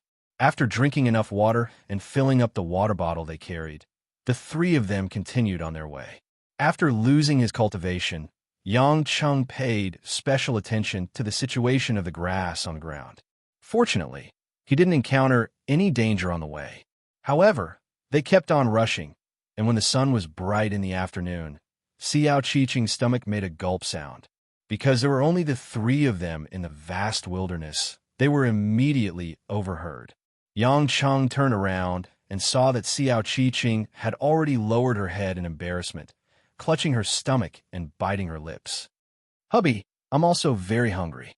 I didn't eat anything last night, and I've been walking for a long time today," Lu Mingyu said. Xiao Qi-Ching felt embarrassed, but when she heard Lu Mingyu say that, she knew that she was taking care of her feelings, so she couldn't help but look at her gratefully. Lu Mingyu's impression of Xiao Qi-Ching had also changed a lot. She didn't think that this girl was a vixen who only wanted to hook up with Yang Cheng. After all, a fox spirit wouldn't try to stop her when it was so dangerous last night. It would have been more appropriate for her to run away by herself. And now, she was still trying so hard to go through hardships together. Moreover, regarding Yang Cheng losing his cultivation, Xiao Qi-Ching was only sad and didn't have any feelings of disgust. As a woman, Lu Mingyu could see that this girl was sincerely thinking for Yang Cheng. Although she felt uncomfortable, Lu Mingyu was still willing to believe that this was a kind girl who could be friendly with. Yang Cheng nodded. Although his body had become like an ordinary person's, he still had a relatively strong hunger tolerance and other qualities. He neglected the fact that the two girls' stamina wouldn't be able to keep up. Indeed, if they kept walking and only drank water without replenishing their calories, they would eventually run out of energy. Looking left and right, he didn't find any prey that could be eaten. When his gaze fell on a tree with gray bark growing at the edge of a pile of rocks, Yang Cheng's gaze paused. "Follow me." Yang Cheng waved his hand and ran to the tree. He saw that there were many green fruits growing on the tree. Yang Cheng climbed up the tree fork and plucked the fruits one by one. "Look, this is a wild figure. The leaves are oval and there's fluff at the bottom to retain moisture. The whole fig can be eaten with the skin on. Although it doesn't look delicious, you guys have to put up with it and replenish your vitamin C. Let's walk a bit more. I'll see if I can find any food." At this time, their stomachs were rumbling, and the two girls didn't care how sour the fruits were. They bit down on 3 or 4 of them. If it wasn't for the fact that they were so disgusting, they would have finished all the fruits. Yang Cheng also took a few, but he knew that if he couldn't eat something with high calories, he wouldn't be able to last, so he had to continue looking for food. For a moment, Yang Cheng felt like he had returned to the time when he was a child trying to survive alone in the wild, trying his best to survive. But now, he had to take 2 women with him, and he had lost his cultivation. His strength wasn't even as good as Lu Mingyu, who could use her inner force. Compared to back then, it could be said that he was worse. After walking for another 10 miles, the 3 finally came to an area with a shallow river. Yang Cheng saw that it was already evening, so he asked the women to find a place to spend the night under a rock wall. "Pay attention to your own safety. Gather some dry grass and tree bark to make a simple bed for sleeping at night. I'll go look for something to eat in the river," Yang Cheng said. The 2 women naturally didn't have any objections. These days, they had learned a lot from Yang Cheng about living in the wild. Soon, they went to gather all kinds of materials and planned to start a fire. Yang Cheng ran to the river and looked around. As there were no fishing rods or other tools, fishing was not practical, and the river here didn't seem to have any fish. But heaven never bars one's way. Yang Cheng's sharp eyes glanced over. It was a water snake as thick as a small arm. It was swimming under him. Yang Cheng recognized that it was a spiky scale water snake. It wasn't poisonous. In fact, most water snakes weren't poisonous. Moreover, there was nothing to be afraid of even if it was poisonous. He reached out and grabbed the water snake directly onto the shore. When it came to catching snakes, Yang Cheng was already an expert. After he easily grabbed the snake's head, the snake opened its mouth. No matter how it struggled, it was of no use. Without much hesitation, Yang Cheng opened his mouth and bit down hard on the snake's head. Pooey. After the snake's head was bitten off, Yang Cheng spat it on the ground, ending its life. This way, it was more convenient to take it back. Because he didn't bring any tools like a knife before he set off, Yang Cheng had to use the most primitive method to save time. Fortunately, he had eaten all kinds of animals raw when he was young. Although biting a snake's head was disgusting, he was used to it. But if the women saw this scene, they would definitely close their eyes in shock. Chapter 1068. Although one snake was a little less, it was still meat. Yang Chung happily ran back to the rock wall, but just as he was about to arrive, he heard Lu Mingyu let out a panicked scream. Yang Cheng's heart trembled as he quickly quickened his pace and ran over. However, as soon as he saw the scene on the rock wall, Yang Cheng's expression became solemn. They saw a curled-up viper with a flat head hissing as it issued an attack signal. It seemed that the activities of the three people in this area had aroused its disgust and uneasiness, and it had already begun to prepare to attack in anger. Lu Mingyu and Xiao Qiqing were cowering by the fire, but they nervously and carefully retreated. You guys hide further away. This is an Australian taipan snake, one of the most venomous snakes in the world. If it moves, we won't be able to dodge it with our current strength. Yang Chung said seriously. Hearing Yang Cheng's words, the two women subconsciously took a few steps back, but they were already against the rock wall. There was no way out. Yang Chung didn't hesitate. After throwing the corpse of the thorny scale snake to the side of the fire, he moved closer to the taipan snake. Yang Chung, what are you doing? Xiao Qiqing hurriedly shouted. Yang Chung grinned at the two women, indicating that he was fine. Then, he picked up a branch from the ground and approached the head of the taipan snake, just as Yang Chung was about to use the tree fork to press the snake's head into the ground. The taipan snake made the first move. So, the taipan snake's coiled body shot out, flying up from the ground and fiercely attacking Yang Cheng's arm. Yang Chung didn't even have time to react before his arm was bitten by the venomous snake. Damn it! Yang Chung cursed angrily. Although he was prepared, he was still very depressed. If it was in the past, he had a divine spark and a powerful mental strength that was enough to control the spatial laws. So no matter how fast the snake's attack was, it would not be able to escape his eyes. But now, after being poisoned by the purple butterfly fantasy vine, not only did he lose his cultivation, his mental strength was also weakened, and he could not see clearly at all. However, Yang Chung did not intend to let this evil creature go.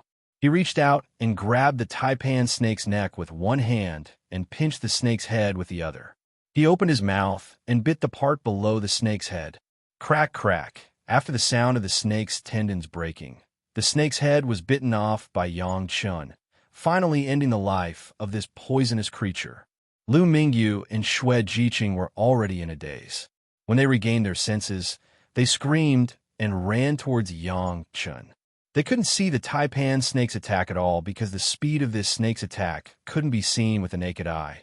When you thought it had bitten you once, it had actually bitten you 3 or 4 times. Although the scene of Yang Chung biting off his tongue scared the two women and made them feel disgusted, the scene of Yang Chung being bitten by a snake terrified them the most. Hubby, how are you? Lu Mingyu supported Yang Chung as Yang Chung was about to collapse to the ground. Don't worry, I won't die. Yang Chung threw the taipan snake's body near the fire and said with a bitter smile, although I have lost my cultivation and my mental strength is weak, my body and blood are not afraid of this little bit of poison. I should be fine after some rest. These words were easy to say, but Yang Chung did not tell the woman that the venom of this taipan snake could kill hundreds of people with each mouthful of venom. Nearly 200,000 mice had died, and it was definitely not something that humans could resist. If an ordinary person was bitten, their internal organs would start to corrode in a short period of time, and they would die miserably. Lu Mingyu looked at Yang Cheng's complexion, which had just improved a little, and after being bitten by the snake, it immediately became deathly pale. His lips turned green, and he could not help but sob. Why do you have to catch that snake? Can't you just chase it away? You're already like this, yet you're still so competitive. Why are you competing with the snake? In her words, it was inevitable that she blamed Yang Chung for not knowing how to take care of his own body. Yang Chung struggled to point at the 2 snakes on the ground. One snake is not enough to replenish the strength of the 2 of you. It's already dark, and since it's rare to have a game delivered to our doorstep, of course we'll keep it. Lu Mingyu couldn't help but hold her breath, and her eyes reddened. Xiao Qiqing, who was at the side, also looked at Yang Chung in a daze. The two women never thought that Yang Cheng would rather be poisoned and injured to keep this venomous snake. Was it to give the two of them food to replenish their strength?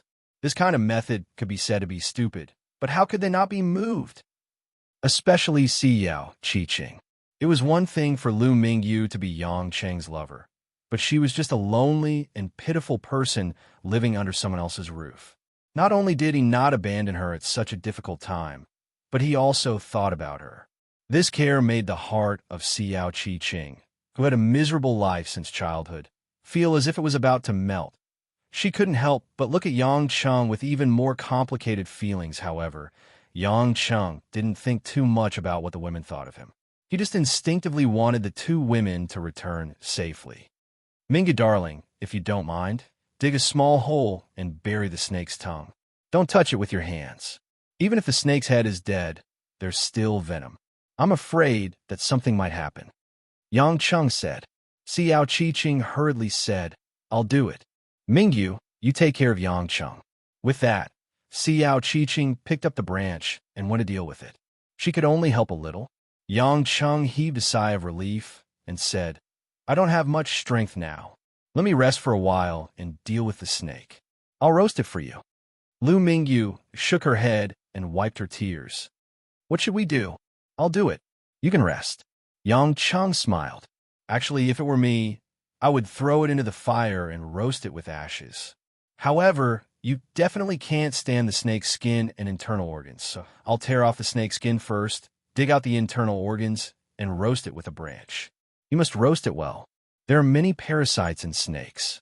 If you eat something like a tongue worm, it will make you vomit nonstop. It's very easy for something to happen. Listening to Yang Cheng's long-winded explanation, Lu Mingyu didn't know whether to laugh or cry. This man spoke weakly, but he was still so detailed, afraid that he would miss any details and hurt the two of them. She had to admit that although this man was muddle-headed when he lived in the city, he was well-versed in everything when he came to this inhuman place. Thinking about the scene of Yang Cheng biting the poisonous snake without hesitation, Lu Mingyu's heart trembled. What kind of environment did he grow up in to be able to do such a terrifying thing so easily?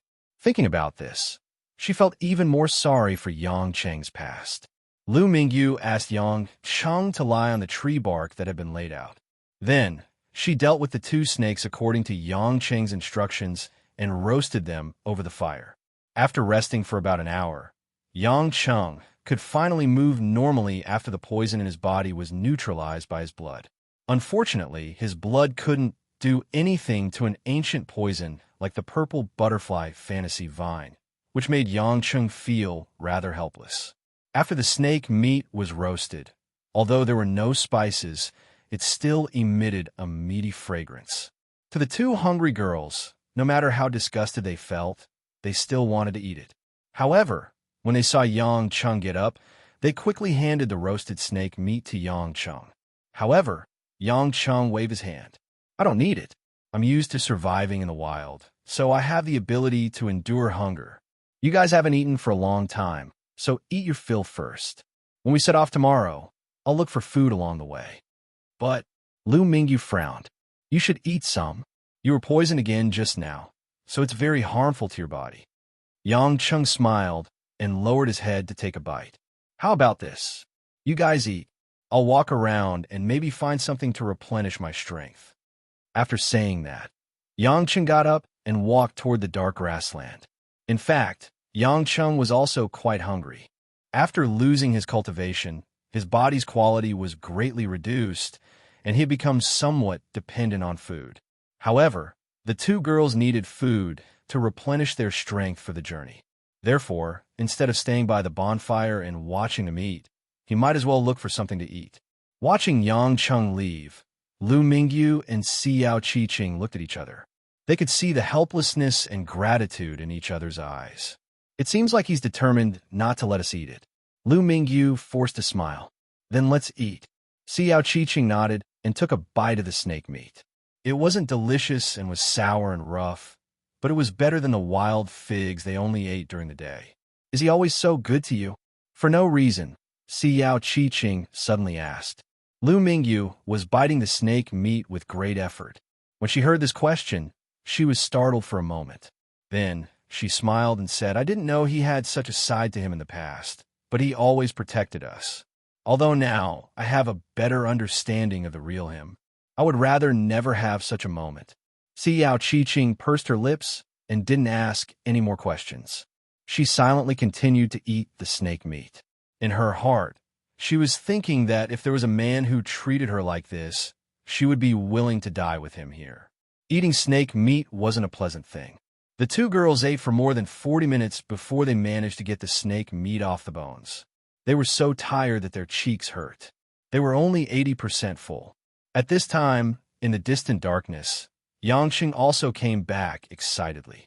What surprised the two girls was that Yangcheng seemed to have gained something.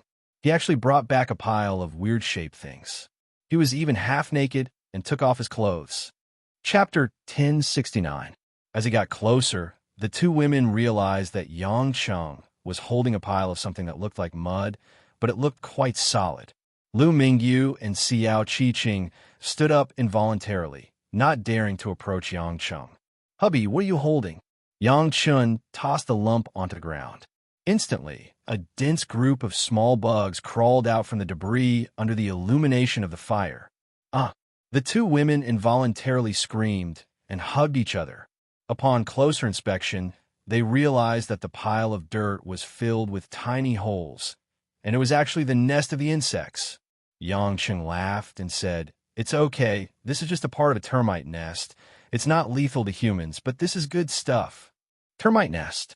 Upon closer inspection, it was indeed a pile of fat termites crawling on the ground. They had only seen such things on TV. This was the first time they saw it in real life. Lu Mingyu said anxiously, "Why did you bring such a thing over for no reason? Aren't you going to scare us to death?" Yangcheng scratched his head and sat down with a smile. Suddenly, he reached out and grabbed all the termites on the ground, then stuck out his tongue and ate them all. "Ah, you. The two women widened their watery eyes, filled with disbelief, and frowned, unable to say a word. Xiao Qiqing even felt a little nauseous and involuntarily covered her mouth. Yangcheng chewed on the termites, frowned, and swallowed them, then continued to find the escaping termites, grabbing them and sending them into his mouth. As he ate, he explained, "At the same weight, termites have more than twice the calories of beef, so it's still worth eating. You guys definitely can't stand it, so I'll eat it."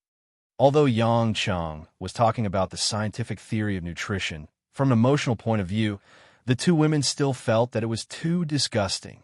"Then come back after eating. Why did you bring back a whole termite nest?" Lu Mingyu mumbled. Yangcheng shrugged. "Termite nests are made of a mixture of soil and termite saliva. The indigenous people will use the smell of termite nests to disperse the mosquitoes in the wild. I saw that you were bitten by all kinds of mosquitoes when you sleep at night, so I brought a bunch of them back." Hearing Yangcheng's words, the two women finally understood, although their hearts were warm. After all, Yangcheng left the most delicious food for them, and he went to eat those disgusting insects. However, it was really difficult for him to accept it immediately. He closed his eyes, not daring to watch the scene of Yangcheng eating termites. Yangcheng didn't think much of it. This kind of nostalgic behavior in his eyes would definitely be considered crazy in the eyes of ordinary people. However, Yangcheng knew very well that with his current physical condition, if he wanted to leave Arnhem with the two women, he would have to do everything in his power to survive.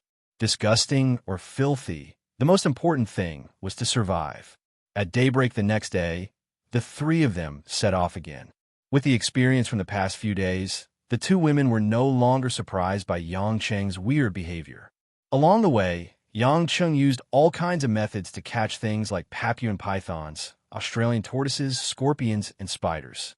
When the two ladies saw Yangcheng cutting off the head of an Australian spider and swallowing a whole, they almost fainted from the shock. Fortunately, Yangcheng didn't force them to eat the high-protein food that was precious to him. Instead, he cooked relatively normal meat for them. On the fourth day, they were not far from the northern coast of Australia. The three of them stopped by a river. Yang Cheng used the barb-like thorns on the Pandora tree by the river and a fiber he pulled out from his bag to make a fishing line and hook. He also dug out some rosewood button worms from a rotten wood. He used some of them as bait and ate some of them himself. With such simple equipment, Yang Cheng managed to catch 2 catfish. This kind of freshwater fish thrived in all the major waters of the world, so Yang Cheng wasn't too surprised. After surviving in the wild for a few days, the 2 women were very familiar with living and barbecuing. After eating the catfish, they had enough energy to continue their journey. Xue Jiqing heaved a sigh of relief when she found out that they would be able to leave Arnhem in a day. She then said regretfully, "I've been busy with my journey these past few days. I didn't even have the time to collect the herbs. What a shame." Yang Cheng laughed at himself. "Even if I did, it wouldn't be of much use. At least, I haven't thought of a way to recover my cultivation, let alone understand the Samadhi true fire," Xiao Qi-Ching said helplessly. "You can't force an epiphany. After all, the Samadhi true fire is much more profound than the leaf fire. You're still so young. It's already rare for you to be able to cultivate to such a level." Yang Cheng knew that she was just comforting him, but he didn't want to say anything more. He knew his own situation better than anyone else. He had a vague understanding of the Samadhi true fire, but he was still missing something. However, all of this was just an armchair strategist for him, who had no cultivation at the moment. After half a day's journey, the temperature gradually dropped and the plants gradually turned coastal. Although it was still uninhabited, the 3 of them felt that they were not too far away. At that moment, Yang Cheng suddenly saw a few off-road vehicles coming from behind a small hill. They were heading towards them at high speed.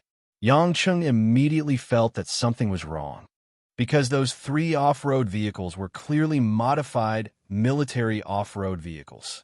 As far as he knew, there was no army stationed in this area. In other words, this group of people were non-government armed forces. Sure enough, when the 3 off-road vehicles approached a certain location, Yang Cheng saw a few bronze-skinned, muscular men with headscarves. They all looked ferocious and ill-intentioned. They held machine guns and looked at the 3 of them with murderous intent. Lu Mingyu grabbed Yang Cheng's arm nervously. Knowing that they couldn't escape, she asked worriedly, "Hubby, are they coming to catch us?"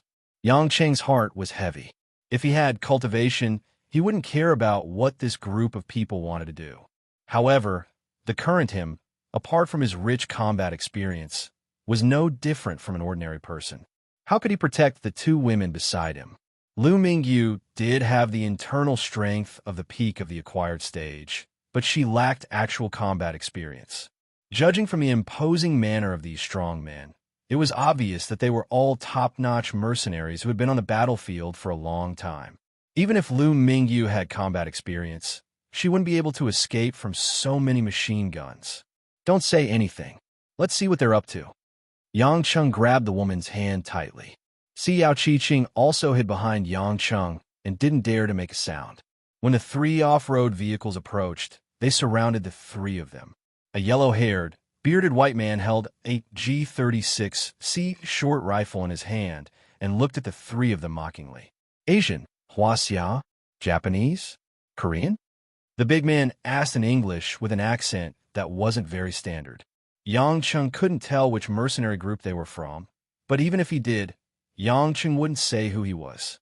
If he lost his cultivation and became enemies with the other party, it would be equivalent to suicide. Therefore, Yang Cheng knew that he couldn't let them know who he was. "We're from Huaxia. We landed in Arnhem because of a plane accident. How can I help you?" Yang Cheng tried his best to speak in English. The big man seemed to have realized something. His eyes glanced at the 2 women beside Yang Cheng with a hint of greed. "My friend from Huaxia, you must be tired. Why don't I treat you to a drink? Also, I didn't expect such beautiful ladies to visit this godforsaken place. My name is Ryan. I'd like to invite you ladies to our base as guests." Clan laughed heartily, revealing a mouthful of yellow teeth. The meaning behind his laughter was obvious. The other mercenaries also opened their mouths and whistled happily, their eyes locked on the 2 women. Lu Mingyu and Xiao Qi-Ching were shocked by the scene. They immediately held onto Yang Cheng tightly, not daring to let go. "Hubby, what should we do?" Although Lu Mingyu had been cultivating for a while, she had never really fought before. Yang Cheng smiled bitterly in his heart. He really ran into a gray mercenary group. This was because such mercenaries were completely devoid of morals. They had no rules and regulations and would commit any crime. However, he had lost his cultivation and the three of them couldn't escape. Chapter 1070. Although Yang Cheng did not know why there were mercenaries here, nor did he know what they were doing here, he knew that he could not fight them head-on. He turned around to look at the two ladies, signaling them not to resist and to follow them first. Even if he had lost his cultivation, Yang Cheng did not think that he had to go all out. The calmer he was, the higher his chances of survival would be. Only by following their intentions and finding an opportunity to escape or counterattack when they were unprepared would he have a chance of survival. "Please lead the way then." Yang Cheng smiled faintly. Clan grinned and gestured to his subordinates, who immediately gave up 3 seats in the off-road vehicle. Under the aim of a few guns, Yang Cheng and the two ladies got into the 3 off-road vehicles and returned to the mercenary base in the north. After driving for more than 10 minutes, the 3 of them realized that they had arrived at a seaside area along the northern coast. Not far away, there were raging waves crashing against the shore. On a high ground along the coast, there were 7 to 8 temporary canvas tents. It must be the temporary base of the Gray Mercenaries. Many burly men with automatic rifles patrolled back and forth. Judging from the number of people outside, there were at least 30 people in this mercenary group. What caught Yang Cheng's attention was that there was a transport ship and 2 guard boats parked at a small bay by the seaside. It must be the transport that the mercenaries used. Based on Yang Cheng's experience, he could tell that they were doing black market transactions and were waiting for the other party to pick up their goods. To put it bluntly, this group of mercenaries was involved in smuggling. This gave Yang Cheng a little more hope. This was because mercenaries who were involved in smuggling were generally weaker than those who fought in wars. Before Yang Cheng could think of a solution, the 3 of them were pulled out of the vehicle and walked into the base. Under the greedy gazes of the mercenaries of different skin colors, Lu Mingyu and Xiao Qiqing were terrified. However, they had no other choice but to follow behind Yang Cheng.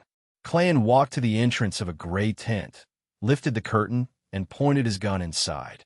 "Let's go in, friends of Huaxia," Ryan said with a smile. Yang Cheng asked as calmly as possible, "What do you plan to do with us?" Ryan put on a fake smile. "I've already sent someone to inform our boss. When he comes to see you, he'll naturally deal with it." Having said that, he forcefully pushed Yang Cheng into the room. Naturally, the 2 women were also stuffed into the tent. As soon as they entered the tent, 2 strong men with guns stood guard outside, not giving the 3 of them any chance to escape. Lu Mingyu said worriedly, "What do they mean by this? They're not going to kill us or tell us the reason. Are they going to lock us up? Since they want us to meet their leader, he should be the leader of this mercenary group. We'll know once we meet him." As Yang Cheng spoke, he glanced at the items in the tent. Soon, he furrowed his brows and noticed that something was wrong. Inside the tent, there were wooden boxes of all sizes. Moreover, these boxes were of excellent workmanship.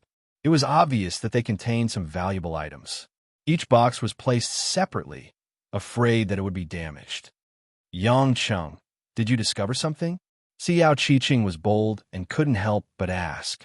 Yang Cheng pondered for a while before walking to a relatively smaller wooden crate. He carefully opened the wooden lid on it. Inside the box, there were several layers of thick newspapers. What made Yang Cheng especially surprised was that these newspapers were actually in Chinese characters. In that case, these boxes definitely had something to do with Huaxia. After lifting the newspaper, there was a layer of soft plastic inside, which was also used for protection and cushioning. When he saw what was wrapped in the innermost box, Yang Cheng's eyes widened. He finally understood why this group of mercenaries was so careful. This is Xiao Qiqing, who was following behind, also covered her mouth in disbelief. Yang Cheng nodded and said in a deep voice, "Yuan Dynasty blue and white porcelain, and it's a rare item among the Yuan dynasty blue and white porcelain. The cloud dragon engraved jar. The market price is at least 10 million. Lu Mingyu also came to a sudden realization. Although she didn't understand antiques, she had heard of Yuan dynasty blue and white porcelain.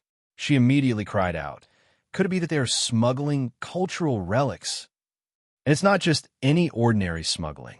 Think about it. If they had other empty tents, they would have locked us there. There's only one possibility for us to be locked in a tent filled with boxes of cultural relics. And that is that all the tents are the same, and all of them are smuggled valuable cultural relics. It's no wonder that they've used a transport ship for this mission. With so many cultural relics, I'm afraid it's worth more than 1 billion. I think that regardless of whether it's Xia or any other country, as long as the government finds out that so many cultural relics are missing, they will definitely be wanted all over the world. Just as Yang Cheng was speaking, a magnetic voice came from outside the tent. Good eye, you can actually recognize what kind of goods it is. Then, a tall, lean, and muscular Asian man in a camouflage-tight short-sleeved shirt, with shoulder-length hair and stubble on his face walked in, speaking standard Huaxia language. Behind the man was Ryan, who was grinning and showing his yellow teeth. The man's gaze lingered on Lu Mingyu and Xiao Qiqing for a while before turning to Yang Cheng. With an evil glint in his eyes, he said, Young man, I heard from Ryan that your plane broke down and you were stranded in Arnhem. Yang Cheng asked in surprise, You're from Huaxia? The man was taken aback, but seeing that Yang Cheng wasn't afraid at all, he said thoughtfully, Looking at you, you really aren't a spy sent by any country. You don't even know me? I'm the leader of the Hydralisk mercenary group, Jin Zhe. People call me Spiky. How about it? Have you heard of me? As he asked this, Jin Zhe's eyes were like a venomous snake, staring at Yang Cheng's facial expression and the changes in his eyes. Yang Cheng shook his head calmly. No, not at all. This was the truth. Maybe the Hydralisk mercenary group was too unknown, or maybe it was newly formed in the past 2 years. Yang Cheng really hadn't heard of it. It's fine if you don't. I believe you guys. You guys have nothing to do with the unit that's after us. Jin Zhe grinned. He could tell that Yang Cheng really didn't know anything. If that was the case, he didn't have to worry about their whereabouts being exposed. Upon hearing this, Lu Mingyu asked expectantly, So you guys can let us go? Go. Jin Zhe wagged his finger. This beautiful lady, you think too highly of our character. Yang Cheng clenched his fist, thinking that this wouldn't end well, while the two women paled. Jin Zhe snorted. Us brothers have been waiting for a deal in this godforsaken place for the past few days. It's been so hard. It's been so boring. Could it be that 2 such beautiful ladies have delivered themselves to our doorstep? As the leader, if I don't give my brothers some benefits and don't let you go over and let them take turn a few times, how can I justify myself? You're shameless. Lu Mingyu didn't expect the other party to be so direct. Xiao Qiqing bit her lip and hugged her chest uneasily. Jin Zhe seemed to be regretful. I'm really sorry. Although we're all Huaxia people, we're all people who live our lives by the gun, so we can't care about this. Don't worry, if you guys serve my brothers well, maybe someone will be willing to bring you guys along. If that's the case, maybe you guys won't die so early. Not only did you steal your own country's cultural relics, you're also doing such dirty things like bullying women. Aren't you ashamed? Lu Mingyu angrily reprimanded. Yang Cheng looked at the woman with a bitter smile. Lu Mingyu's courage was commendable, but wasn't her words adding fuel to the fire? But then again, adding fuel to the fire or not didn't make a difference at this time. His gaze was already silently analyzing the surroundings, looking for an opportunity. Sure enough, the veins on Jin Zhe's forehead popped when he heard this. Ashamed? Ha! You sanctimonious people who think that you're the sons and daughters of the upper class. What do you know? Jin Zhe sneered. What do I have to be ashamed of?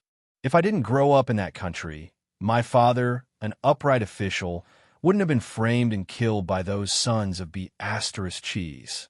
My little sister wouldn't have been raped and beaten into a retard by a bunch of bastards.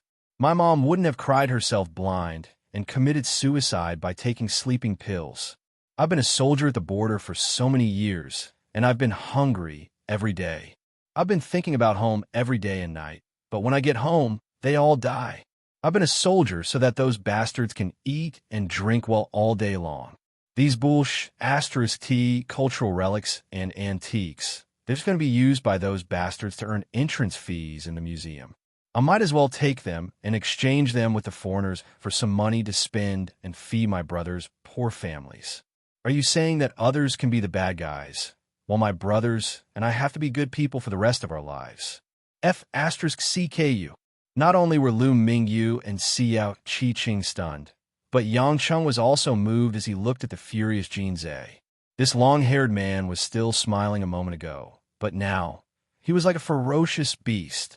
Lu Mingyu and Xiao Qiqing were speechless. They knew that Jin Zhe was in the wrong, but they felt sad for his life. Chapter 1071. As the saying goes, a hateful person must have a pitiful side. Yang Cheng sighed deeply. He had seen too many people like this. If they had a warm family, why would they become mercenaries? That was why he wasn't at a loss like the two women. You look like you've been wronged. Don't you think you're childish? Yang Cheng sighed. What did you say? Jin Zhe scolded. Shut up. Yang Cheng didn't mind at all. Regardless of whether he said anything, the other party wouldn't let them go. You think the whole world owes you. The country owes you, the people around you, and even God has mistreated you. But have you ever thought that the people you hate and the things you hate are nothing compared to what you're doing now? Those who harmed you for their own benefit are indeed hateful and deserve to die. But you didn't point your finger at them. Instead, you harmed the country and the lives of innocent people. Jin Zhe's facial muscles twitched. The flames in his eyes looked like he wanted to devour someone. Yang Cheng said faintly, if your parents were still alive and saw you like this, do you think they would still be willing to acknowledge you as their son? You're 100 times worse than those who killed them. What's the difference between you and those who killed your parents and those you hate? If you really have the ability, then make your enemies suffer and pay the price. You have to live a good life and thoroughly live the good life that your family didn't get to live. Right now, you're neither a human nor a ghost. You think you're taking revenge on the country, harming others, and foolishly leading a group of people to the gates of hell. That's what you call taking revenge. I can only say that you're all cowards who only know how to deceive yourselves. In the end, all of you and your family will be finished. You can choose not to believe what I say, but what I said is the truth. In the end, Yang Cheng lamented in his heart. Didn't he also do a lot of stupid and violent things because of the hardships he suffered since he was young? Lu Mingyu and Xiao Qiqing suddenly understood something. They looked at Yang Cheng with glistening eyes. It was as if the danger around them was no longer there. Yang Cheng's calm attitude had infected them. Jin Zhe's face turned red and green. Many emotions flashed in his eyes. In the end, he sneered. Say whatever you want. I've come this far, and I've already let go. What's the use of your glib tongue? Men rely on their fists. Clan couldn't hold it in anymore. Boss, I'll get my brothers to bring the women to your tent first. Jin Zhe waved his hand. There's no need. Let the patrolling brothers take over. Those who have worked hard go first. Clan nodded enthusiastically. As soon as he called out, two strong men immediately rushed in with their rifles. They planned to bring the two women out of the tent. Boss, what should we do with this man? Clan asked again. Jin Zhe grinned. Don't we have a brother who likes this kind of thing? This guy looks young and tender. Let's give him to a brother who likes this kind of thing to play with. Clan's smile was especially wretched. He strolled toward Yang Cheng. Since boss said so, you have to serve our two brothers well. I'll personally send you over. Seeing Clan walk over with the two strong men, the two women instinctively hid behind Yang Cheng. Hearing those filthy words, their pretty faces turned even redder. Time seemed to drag on. The women didn't dare to breathe. Lu Mingyu had already clenched her fists. She planned to fight with her life on the line if the other party made a move on her. Yang Cheng didn't change his expression. He quietly waited for Clan to reach less than half a meter in front of him. All of a sudden, Yang Cheng moved. Although he had lost his cultivation and his body functions were similar to that of an ordinary person, his close combat acumen and skills were still there. With a downward hook, Yang Chung had already hit the musculoskeletal junction of Clayton's arm without Clayton expecting it at all. Ow! Clayton screamed, but his hand involuntarily lost its strength. At that moment, Yang Cheng's other hand had already grabbed the rifle in Clayton's hand. Sparks flew out from the muzzle. Yang Chung raised the rifle and directly shot a bullet through Clayton's chest. Blood splattered everywhere. Clayton's eyes widened in disbelief as he fell to the ground. Jean Zhe and the other two mercenaries at the entrance of the tent were shocked, perhaps because they didn't expect Yang Chung to have the ability to resist. Furthermore, his movements were so swift and decisive. Without hesitation, Yang Chung raised his gun and fired at the other two men who were close to him. At such a close distance, they didn't even have time to react. The two muscular men fell to the ground again. This was also what Yang Chung had calculated beforehand. The mercenaries weren't very strong. They were just slightly trained troops. Although he had lost his cultivation, he could still use his skills to gain the upper hand, even if he had the strength and speed of an ordinary person. However, after the commotion, Jean Zhe finally came to his senses. After he flew out of the tent, he shouted for the other mercenaries to gather around. Yang Chung immediately squatted down and picked up the gun and ammunition on the ground. Right now, he could only rely on guns. He couldn't run out of bullets at a critical moment.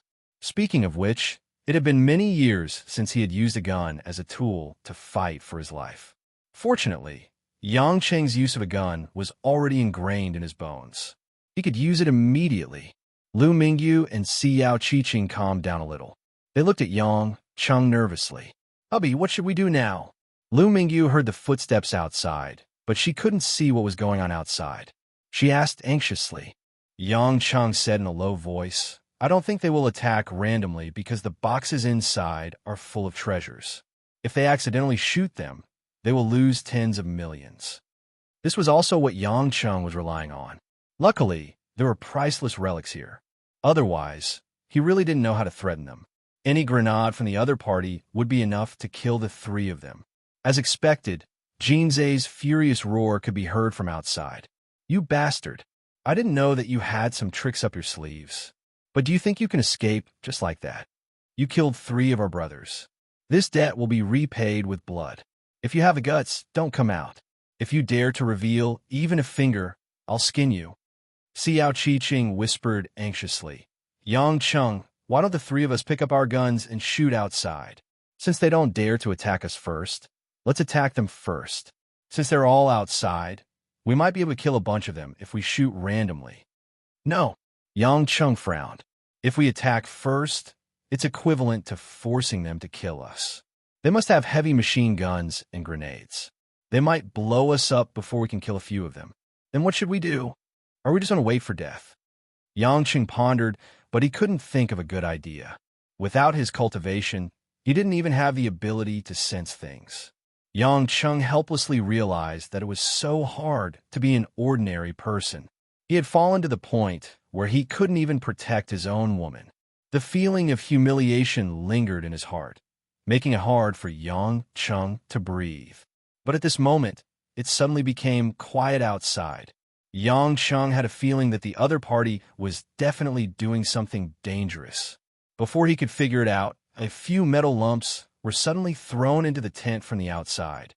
Zzz. Waves of yellow and white smoke began to fill the air. Tear gas bomb. Yang Chung couldn't help but shout out. It had been too many years since he had experienced a battle of this level. He never thought that the other party would have such a move. Not only would the tear gas bomb make people cry, but it would also make it difficult for them to breathe until they were poisoned to death. This kind of thing would indeed not destroy the cultural relics here. At the same time, it would cause the 3 of them to suffocate to death without being able to resist. There's no other way. Let's rush out. You guys stand behind me and hold your breath. Yang Chung no longer hesitated. This was the only way to fight to the death. He could only hope that Lu Mingyu's internal energy could be used. As long as she could help him hold back about 10 people with his spear skills and footwork, he might be able to successfully counterattack. Chapter 1072. However, Yang Cheng knew that since the enemy had retreated and threw the gas grenades, they must have been prepared. Once they got out, there would be machine guns aimed at the exit of the tent. Therefore, they must not go through the main entrance of the tent. Lu Mingyu and Si Yao Qiqing had already smelled the poisonous gas. They could not open their eyes properly and could only nod. Yang Chun dashed to an empty spot at the back of the tent and fired a barrage of bullets. At the same time that the bullets tore a large piece of the tent apart, the two mercenaries in the distance were unlucky enough to be hit as well. Charge! Yang Chun took the lead and rolled on the ground, breaking through the tattered tent. In the process of rolling, he immediately saw the position of the three strong men surrounding the tent. The rifle bullets were like homing missiles. The moment the three brawny men pulled the trigger, they were hit in the head by Yang Chun. Red and white matter flew out of their heads, like flowers of death blooming on top of their heads. Even in death, they couldn't believe that Yang Chun was able to hit them so accurately in the split second when they rushed out. In the blink of an eye, he had killed the 5 enemies behind him. Yang Cheng's confidence was boosted. There was still hope. Lu Mingyu and Si Yao Qiqing also ran out. The woman could not stop coughing, but she was at a loss. You guys run to the beach. Mingyu, use your Nigong and run with Qiqing. I'll cover you. Yang Cheng shouted. Lu Mingyu did not have much combat experience. She grabbed Si Yao Qiqing's hand and ran towards the beach. Try to run. No way. Roars of killing could be heard from both sides. Jin Zhe and the rest of his men were no longer holding back. They drove the military off-road vehicle and used the heavy machine guns on it to fire at the 3 of them. Get down! As Yang Cheng lay down, he pushed Lu Mingyu and Si Yao Qiqing down as well. A round of bullets flew right over the heads of the 3 of them. Taking advantage of the gap, Yang Cheng suddenly turned around and raised his gun. He aimed at the fuel tank of the nearest off-road vehicle and fired fiercely. Boom! Flames soared into the sky, and black smoke billowed. The 4 armed mercenaries in the car were instantly blown away like human missiles, tumbling in the air. Hearing such a scream, Jin Zhe was also shocked. He did not expect Yang Cheng's marksmanship to be able to hit a moving off-road vehicle so accurately. However, he didn't have the time to think about who this person was. The only way was to kill Yang Cheng's group, and he had to do it at all costs. Everyone jump! Retreat! Jin Zhe was worried that Yang Cheng's marksmanship was too accurate. If they all died from the fuel tank explosion on the vehicle, it would be too unjust. The remaining mercenaries of different skin colors were also terrified. So many of their brothers had died in such a short time, and they were killed by a seemingly quiet, pretty boy. How could they not be shocked? However, because of this, everyone's eyes were bloodshot, and they were determined to kill Yang Cheng's group. In an instant, everyone ducked behind cover. There were rocks and tents, and they were no longer exposed to the outside world. However, a barrage of bullets rained down on them. The hail of bullets weaved into a dense web of death. This was originally a good opportunity. Yang Cheng knew that they were shooting randomly, and he could rely on his marksmanship to kill a few people. However, Yang Cheng was annoyed to find that his rifle was out of bullets. Damn it! Mingyu, you guys hide and don't run around. Yang Cheng shouted at the 2 girls. At this time, the opponents had already hidden themselves. If he shot them, it would not be worth it. Yang Chun threw the gun at Jin Zhe and the others. He crouched down and ran towards the nearest corpse, intending to pick up another rifle and continue fighting. Lu Mingyu got up from the ground and was about to pull Si Yao Qiqing to hide behind a rock when she saw something from the corner of her eyes. Her face turned pale. Watch out! Lu Mingyu screamed, but it was too late. One of the mercenaries who had fallen from the exploded off-road vehicle was not completely dead. At this time, his face was covered in blood, and he gritted his teeth and threw a grenade in the direction that Yang Cheng was heading to. Yang Cheng had lost his cultivation, so he could not pay attention to every direction. He did not notice this scene. When he heard Lu Mingyu shout, he finally got a hold of himself and instinctively jumped away. Boom! The grenade exploded, creating a shockwave that sent Yang Chung flying and tumbling a few times. "Good job!" Jinze shouted in surprise. "He's out of bullets. Brothers, kill him." After tumbling a few times, Yang Cheng's face was covered in dust. His body could not withstand such a violent impact. His lungs were in turmoil, and he felt dizzy. However, Yang Chen knew that he definitely couldn't stay where he was. Borrowing the dust from the grenade's explosion, Yang Chen half-crawled and half-rolled towards the nearest rifle. The group of mercenaries chased after him relentlessly. The bullets chased after Yang Cheng's figure. Two, two, two, two. Sparks exploded from the muzzles of more than 10 guns. Although most of the bullets hit the rocks and the ground, there were still some that hit by luck. Pussy eye. Yang Chung clenched his teeth and realized that his abdomen and calf had been hit by bullets. Although his body still retained a certain degree of toughness, he had lost the endless resolve restoration scripture's heaven and earth restoration scripture's protection, and the purple butterfly fantasy vine's ability to eat away at his body, so it was difficult for him to withstand the impact of the bullets. Yang Chung felt the bullets drilling into his abdomen and calf, especially the bullet in his abdomen. He suddenly felt something sweet in his throat, and he spat out a mouthful of blood. After rolling on the ground, Yang Cheng's face was covered in sweat and mud. He staggered, and his speed suddenly dropped. Luckily, there was a rock in front of him that barely blocked his body. But the enemy's bullets were so dense, and with the grenade, this protection was like trying to put out a burning cart of firewood. Seeing that Yang Chung was shot, Lu Mingyu forgot to breathe. Tears flowed from her eyes, and she rushed out from behind the rock without hesitation. "Mingyu!"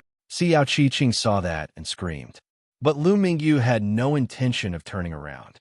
Gritting her teeth, Xiao Qiqing rushed toward Yang Chung without caring about anything else. At this moment, life and death had nothing to do with it. For the two women, they could not control their own footsteps, even if it was no different from suicide. When Yang Chung realized that the two women were running over to save him, his heart sank. "Go back. It's dangerous." But Lu Mingyu would not listen to him. She knew that in the past, Yang Chung would not even have a chance to be shot, let alone get shot. But now, Yang Chung could not move because of the bullets. If she did not save him and escape, he would definitely die. Lu Mingyu could only take a gamble. She bet that with her internal energy, she would have a chance to carry Yang Chung for a while. Even if they were to jump into the sea, their chances of survival would be much higher than here. Running in front of Yang Chung, Lu Mingyu lifted Yang Chung up and let Yang Chung hook his arm around her neck. She said with red eyes, "Don't try to be brave. If this drags on, we will not have a chance. I will use my internal energy to speed up and run to the beach. This is our only hope. If we die together." Yang Chung looked at the resolute woman in a daze. His heart felt like it was being burned by fire and corroded by sulfuric acid. The pain was unbearable. Actually, with Lu Mingyu's internal energy at the peak of the Hotian stage, if she abandoned him, her chances of survival would be much higher. But this woman chose the most stupid path. Looking at the Xiao Qiqing, who did not have any cultivation, she actually ran over and used all her strength to help him up. She was panting, and her delicate face was covered in dust, but it was filled with worry. No matter how slow he was, he would not be unable to understand the woman's incomparably precious feelings, however. Because of his incompetence, these two women were going to die with him here. Yang Chung could not say anything more. At this critical moment, there was no time to delay. All of this happened in a few seconds. Lu Mingyu had already picked up Yang Chung and ran towards the beach. Jinze led a group of mercenaries and rushed out. Since Yang Chung did not have a weapon, they had nothing to fear. Seeing a large number of bullets sweeping towards them, Xiao Qiqing, who was running with all her strength, looked back. Her eyes flashed with a trace of determination. Suddenly, she moved horizontally and ran behind the two of them. Almost at this moment, a few bullets hit Xiao Qiqing's back. The woman's clothes were dyed red, and she spat out a mouthful of blood. The cold blood landed on the back of Yang Chung and Lu Mingyu's necks. Just when the two of them realized that Xiao Qi-Ching had run behind them, everything had already happened. No! Yang Cheng could not help but roar, while Lu Mingyu was stunned. But what happened next made the two of them unable to take care of themselves again. Jin Zhe, who was at the front, suddenly took out a grenade and threw it at the two of them with a sinister smile. "Hubby, run!" Lu Mingyu heard the laughter and saw the grenade flying towards her. She used all her strength and true qi to push Yang Cheng forward. She knew that if she ran with him, they would not be able to escape the grenade's explosion. Yang Cheng could only feel the woman using an irresistible force to push him more than 10 meters away, and he rolled a few times before falling to the ground. In the process, Yang Cheng heard a violent explosion that hurt his eardrums. Chapter 1073. Kaboom! The grenade exploded behind them. Smoke and dust flew into the air, and the two women's figures could no longer be seen clearly. Yang Cheng got up in a daze. His mouth was wide open, his eyes were wide, and his nose was trembling. He felt like his whole body was trembling. He had already forgotten about the gunshot wounds on his abdomen and legs. Yang Cheng couldn't even hear anything from the outside. All he could see was the two delicate bodies lying on the ground after the smoke was blown away. They were no longer moving. The waves were crashing against the reefs on the shore. The sea breeze blew away the pungent smoke, bringing with it a whistling sound. His face was wet, but he didn't know if it was tears or blood. Yang Cheng's world was dead silent. Coincidentally, at this moment, the hail of bullets stopped. Jin Zhe led a group of mercenaries, carrying guns, and walked over slowly from afar. Everything was set in stone. Facing the two women and a man who had been shot twice, they didn't need to waste their bullets. Damn it, we're so unlucky. Go and see if the women are dead or not. Break that guy's legs first. Jin Zhe shouted. Yes, boss. Cut them up and throw them into the sea to feed the sharks. These desperados were already infuriated. They couldn't wait to peel off Yang Chen's skin and pull out his tendons. Naturally, they rushed towards Yang Chen. Yang Cheng turned a deaf ear to them. He just stood there with his head lowered, as if none of this had anything to do with him. In his mind, the voices and smiles of the two women kept flashing. He still remembered the first day they met. In an unfamiliar office, the woman was the first to shake hands with him. She playfully scratched his palm and winked at him playfully. He still remembered the embarrassment and sadness she showed when she was provoked in the restaurant to thank him. He still remembered running together under the night lights. That night at the bar, she told him everything. That night at the hotel, it was like fire. I belong to you tonight. Tomorrow morning, you'll still be you, and I'll still be me, okay? The woman asked him innocently, blushing. His thoughts wandered. It was as if he had once again seen a woman sneakily watching him on the streets of Los Angeles. Once again, the look of panic and unwillingness appeared on his face when his trick was exposed. That was a night filled with bone-piercing hatred as he recounted his miserable life experiences. She was always alone, but she always showed a gentle and charming smile. All of this seemed to have lost its meaning. In front of him, two beautiful figures lay miserably in the gravel. A type of humiliation, unwillingness, anger, pain, despair, sorrow. All sorts of complicated emotions interweaved together, causing Yang Cheng to feel as if the tendons and veins in his entire body were about to explode. His blood flowed faster and faster. Waves of violent emotions caused the pain that had been suppressed in the deepest part of his heart and mind to surge violently again. All the bones in his body were making cracking sounds due to the swelling and compression of his muscles. His dantian, which had been sealed by the purple butterfly fantasy vine for a long time, began to stir. It was as if it was waiting for something to summon it. The anger that he had been suppressing was finally going to erupt at this moment. Gradually, Yang Cheng's Adam's apple moved, and he slowly raised his head. A group of mercenaries who were about to capture Yang Cheng suddenly felt a violent and murderous aura coming from the man in front of them. It was an instinctive fear that came from the bottom of their hearts. The primitive sense of self-protection made the group of burly men, who were used to burning and looting, shudder in fear. It was as if a layer of gloomy black fog was gradually spreading from the body of the man who was riddled with scars. Sand flew, and stones moved. With Yang Cheng as the center, circles of strong vortex-like air currents began to revolve around him. Jinzei also realized that something was wrong because he clearly saw that when Yang Cheng raised his head, his eyes were actually scarlet. What made Jinzei and the mercenaries even more afraid was the fire. They couldn't believe that there was a golden fire dancing in Yang Cheng's eyes. They couldn't believe their eyes, but no matter how much courage they mustered, they couldn't help but start to step back uncontrollably.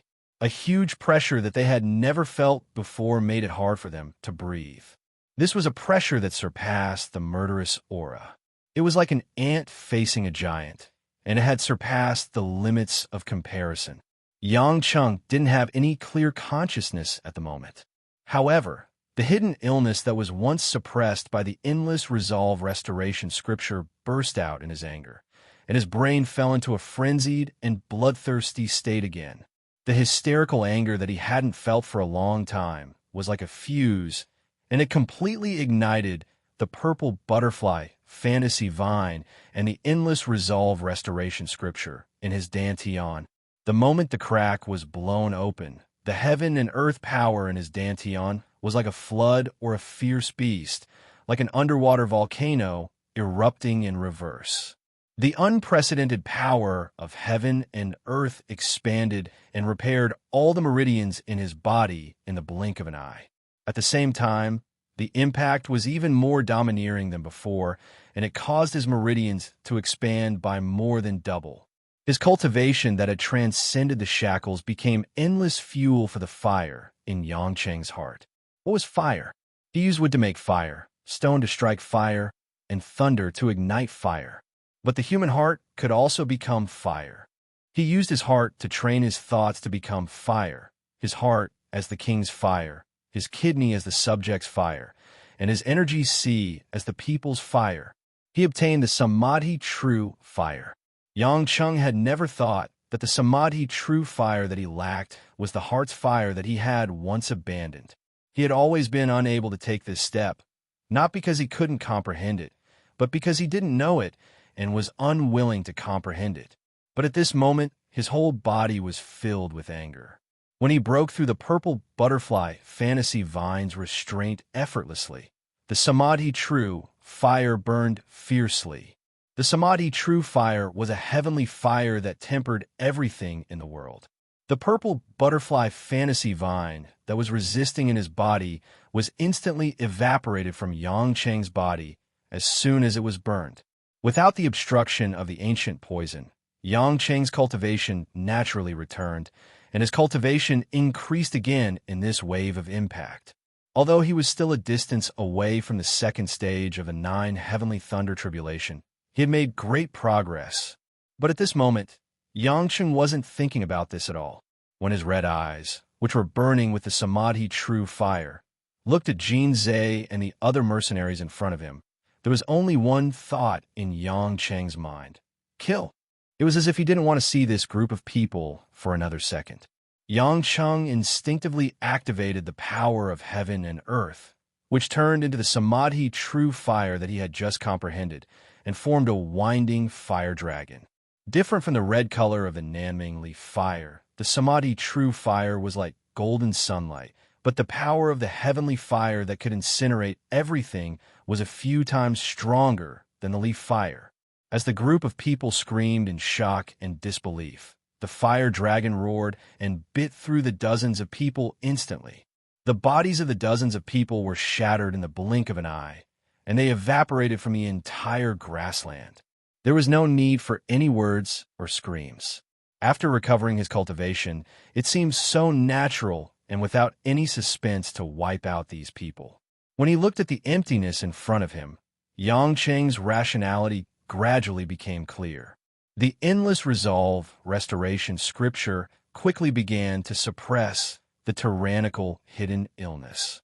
All this while he thought that the hidden illness had been eradicated, but it was still being suppressed. This was unexpected to Yang Cheng, but he gradually understood that this body would never be able to get rid of it. It was like a brand that would always exist after being illuminated by the divine light. However, Yangqing no longer rejected it.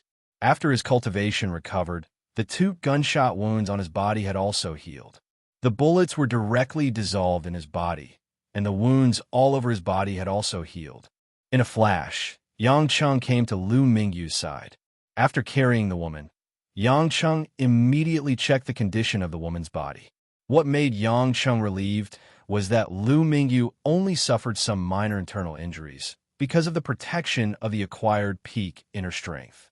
Although she was injured by the grenade, she fainted. After injecting a stream of heaven and earth energy into her body, her injuries healed quickly. The true qi in Lu Mingyu's body started to flow, and she gradually regained consciousness. Opening her eyes, Lu Mingyu saw Yang Cheng looking at her with joy. She blinked as if she was dreaming. Don't say anything. Let's rest for a while. I'll take a look at Jiqing. Yang Cheng did not dare to delay any longer. Xiao Qiqing's life was still uncertain. Facing this silly woman who used her body as a meat shield to block bullets for the 2 of them, Yangqing no longer thought about how to get along with her. He just wanted to save her life. Chapter 1074. After letting go of Lu Mingyu, Yangcheng ran to the other side and carefully carried Xiao Qiqing. After a quick examination, he frowned. The woman, who had no cultivation, not only had the bullet penetrated many of her internal tissues, but she was also injured by the grenade. She was already on the verge of death. The massive blood loss made Xiao Qiqing's face pale, and her body began to feel cold. However, Yangcheng believed that as long as he infused enough heaven and earth restoration energy to repair the bullet, he would be able to save her life. Without any hesitation, Yangcheng activated the Endless Resolve Restoration Scripture and tried to treat Xiao Qiqing's internal injuries and blood loss. However, something happened that shocked Yangcheng. Although the external injuries were quickly healed, the internal injuries in Xiao Qiqing's body, including the internal organs that had been penetrated by the bullet, were actually blocked by an extremely stubborn force. No matter how much the heaven and earth restoration energy tried to repair them, it was completely blocked. In fact, not to mention repairing them, even the situation that he was inspecting was very vague. It seemed that because of the massive internal bleeding, the yin energy in the blood was also obstructing Yangcheng's divine sense to varying degrees. Yangcheng was stunned for a moment, and he muttered to himself, "Could it be the 9 yin meridians?" Yangcheng immediately thought of the key point. He had indeed used the heaven and earth restoration energy to suppress the outbreak of the cold poison, and he had also treated the injury on her calf. However, in the end, it did not affect the foundation of her meridians. He only eliminated the external poison and protected her dantian at the same time. The real internal condition, such as the major meridians and organs, was because of the 9 yin meridians, which did not allow other forces to touch it. This was also the reason why Yangcheng could protect Xiao Qiqing, but did not directly remove the 9 yin meridians. It's useless. At this time, Xiao Qiqing opened her eyes with difficulty, and under her wet eyelids, she looked at Yangcheng gloomily. The 9 yin profound veins. It's already amazing that it can suppress the cold poison. If you want to use your true essence to repair it, then it's not the 9 yin profound veins. Yangcheng clearly realized that this was Xiao Qiqing's last burst of strength. The large amount of blood loss in her body, especially the damage to her arteries, caused the woman to be on the verge of death. Lu Mingyu also ran over. After realizing that Yangcheng couldn't be saved, although she was a little puzzled, she also knew that the situation was very serious. However, seeing Yangcheng hugging Xiao Qiqing with red eyes, Lu Mingyu shouted anxiously, "Yangcheng, what are you doing? Save Jiqing. Even if you can't save him, go find someone else." Yangcheng was jolted awake. Yes, find someone else. If it was through medical skills, emergency surgery to repair Xiao Qiqing's meridians, and a timely blood transfusion, there might be a chance of saving her. The first person that came to Yang Cheng's mind was naturally Jane. Back then, he entered the medical field because of his own brain problems. The term doctor was not very suitable to describe Jane, because her wisdom had already made her the teacher of many famous doctors at a young age. Generally speaking, Jane would not personally perform surgery in the hospital, unless it was some of the most cutting-edge new surgery.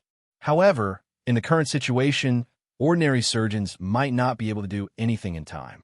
If Jane personally performed emergency surgery on Xiao Qi-Ching, there might still be time.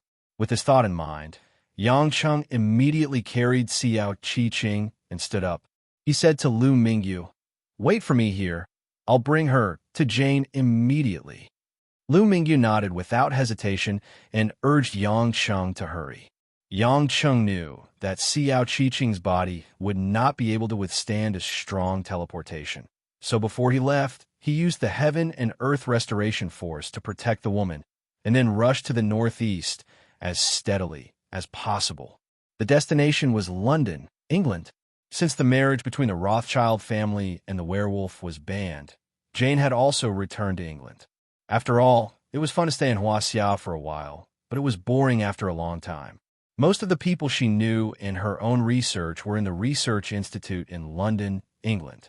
Jane was still very interested in all aspects of scientific research, so naturally, she would not put it aside for too long.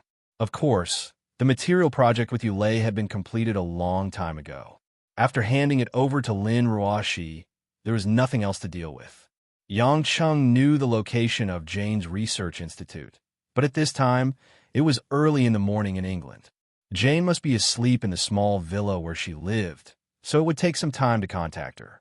In a very urgent mood, it only took Yang Cheng more than 5 minutes to safely carry Xiao Qi-Ching to the emergency department of St. Mary's Hospital in London. Based on the memory in Yang Cheng's mind, this hospital was relatively the most famous among the hospitals closest to Jane's residence. Yang Cheng did not see a doctor at all, so naturally, he did not know the specific level of the hospital, but a famous hospital was always safer. Before calling Jane, Yang Cheng still intended to let the medical staff give first aid to Xiao Qi-Ching, so as not to waste any precious second. In the wee hours of the morning, the hospital was empty and quiet.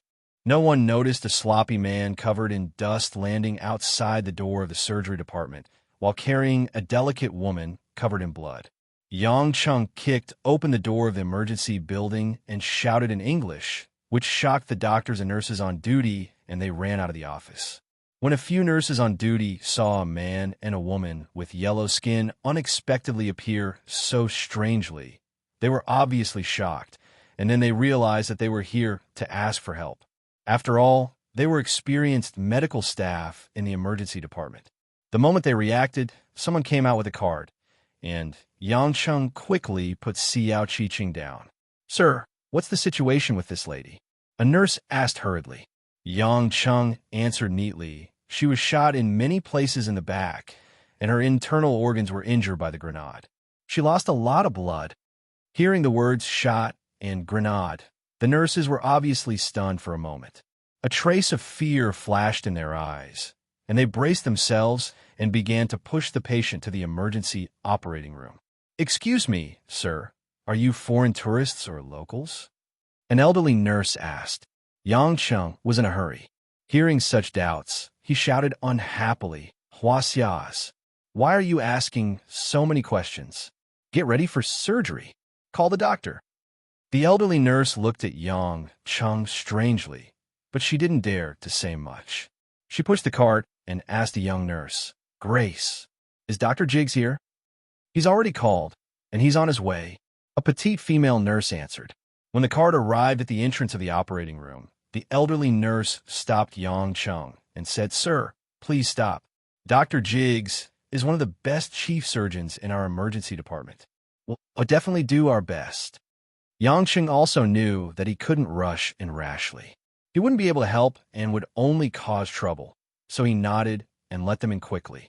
Before the young nurse Grace closed the door, she said to Yang Cheng, "Sir, if you're really worried, you can enter the corridor above the operating room from the right.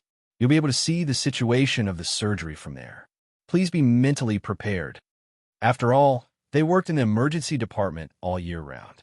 Most of the nurses could see that Xiao Qiqing's life was in danger, so they couldn't bear to say anything more.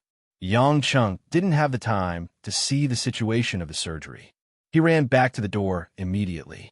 Bringing Jane over was his top priority. Although the nurse said that Dr. Jiggs was one of the best surgeons, Yang Cheng couldn't be at ease. Whenever he thought about Xiao Qiqing's life in danger, Yang Cheng felt a crack in his heart that kept oozing scarlet blood. Just as Yang Cheng was about to run out, a doctor wearing a green surgical gown and a face mask walked over with quick steps, accompanied by a few medical staff. Seeing the anxious Yang Cheng rush out like this, the doctor's grayish-green eyes showed a trace of strangeness. He raised his eyebrows and led a group of people to the operating room. And Yang Cheng didn't have time to care about what the doctor thought. As soon as he walked out, his figure flashed, and he rushed in the direction of the small building where Jane was. In the operating room, the assistants and anesthetist were busy preparing. Dr. Jiggs had already put on his gloves. He looked at Xiao Qiqing, who had been secured, and asked, "What's the condition of the patient?" "Gunshot wound in the back, grenade injury, internal bleeding, external condition is good, but I don't know why we can't check the blood pressure." The old nurse frowned. Jiggs raised his voice sharply. "What? You can't check the blood pressure?" "Yes, Dr. Jiggs." The group of assistants looked troubled. They had just realized that the problem was far more difficult than they had imagined. Chapter 1075. Northwest of St. Mary's Hospital, a relatively secluded classical residential area in London. Jane's small villa was in this dense greenery. Although she was a British national treasure, because of this, no one dared to disobey Jane's own housing requirements. Just like an ordinary young rich girl, she did research in the Research Institute during the day, occasionally returned to the Welsh Palace to live for a few days, and enjoyed the peace of being alone here at night. In fact, no one would worry about Jane's safety. Not to mention that Jane had good fighting skills. Those who could have evil intentions towards Jane would mostly be deterred by Yang Cheng. But tonight, Jane's sleep was obviously not perfect. A few seconds after Yang Cheng's figure left the hospital, he had already landed on the balcony of the second floor of Jane's small villa. He knocked on the door a few times, but there was no response from the bedroom. Yang Cheng no longer delayed and directly pushed the door open. The old antique lock fell to the ground, but there was no other way. "Who is it?" In the fragrant bedroom, on a large soft bed, a pretty figure jumped out of the quilt. The moment she turned on the bedside lamp, a pocket pistol appeared in her hand. Although she was asleep, after learning from many masters, Jane's sense of self-protection was still strong. But when the light came on, Jane, who was wearing a white nightdress, the cold face on her face immediately turned into a dull look. "Yang Cheng? How come it's you?" Jane put down the pistol, a little surprised and happy, but when she saw Yang Cheng's dusty and bloody appearance, she felt inexplicable. Perhaps the burden on his heart was too heavy. Yang Cheng gasped, swallowed his throat, and spoke with difficulty. "Jane, come with me to St. Mary's Hospital to save a person." "Save a person?" Jane was a little confused, but when she saw Yang Cheng's eager eyes, she nodded instinctively. She almost rushed out of the bed, stepped on a pair of bedroom cotton slippers, and directly put on a long gray Burberry British trench coat and tied the belt. When she raised her head again, Jane's face was already serious. For doctors and patients, she took out 100% professional spirit. "Take me there." At the same time, in the operating room of the hospital, Giggs stared at Xiao Qiqing's pale face and gritted his teeth for a while. "Damn it, is he a foreigner?" Jiggs asked. The old nurse nodded. "The other party said that he's from Huaxia and suddenly came over. I don't know any other information." Giggs snorted coldly. "Unclear background, gunshot wounds, and grenade injuries. This is definitely not a simple matter. Doctor, the patient's breathing is very weak." The young nurse, Grace, reminded in a low voice. A look of determination flashed across Giggs' eyes. "We can't even detect his blood pressure, so he must have lost too much blood. It'll be too late for surgery. Since he's a foreigner, and the man ran out on his own, we shouldn't take the risk. If we operate, we'll blame the hospital if he dies. The medical staff all had different expressions on their faces. They had been in the emergency department for a long time, so they could more or less understand what gigs meant. The hospital had a performance evaluation system. If a patient died in the emergency department, it would be a hindrance. In such a situation, the patient's identity and experience were too special. If they treated him, the consequences could be unimaginable. Huasia's people came to England. From the looks of it, they don't have enough medical expenses. Moreover, they definitely don't even have medical insurance in our country. If they were saved, it would be fine if they survive, but now they're basically hopeless. If they die, we still have to bear the medical expenses. The emergency department is already in the red. If we waste money on two Huasia's people, it'll be hard to explain to the director. Giggs cursed under his breath and began to take off his gloves. The young nurse, Grace, couldn't stand it anymore and shouted, "Dr. Giggs, you can't do this. This lady hasn't lost her life yet. We should try our best to save her." "Grace." The old nurse immediately worriedly asked her to stop talking.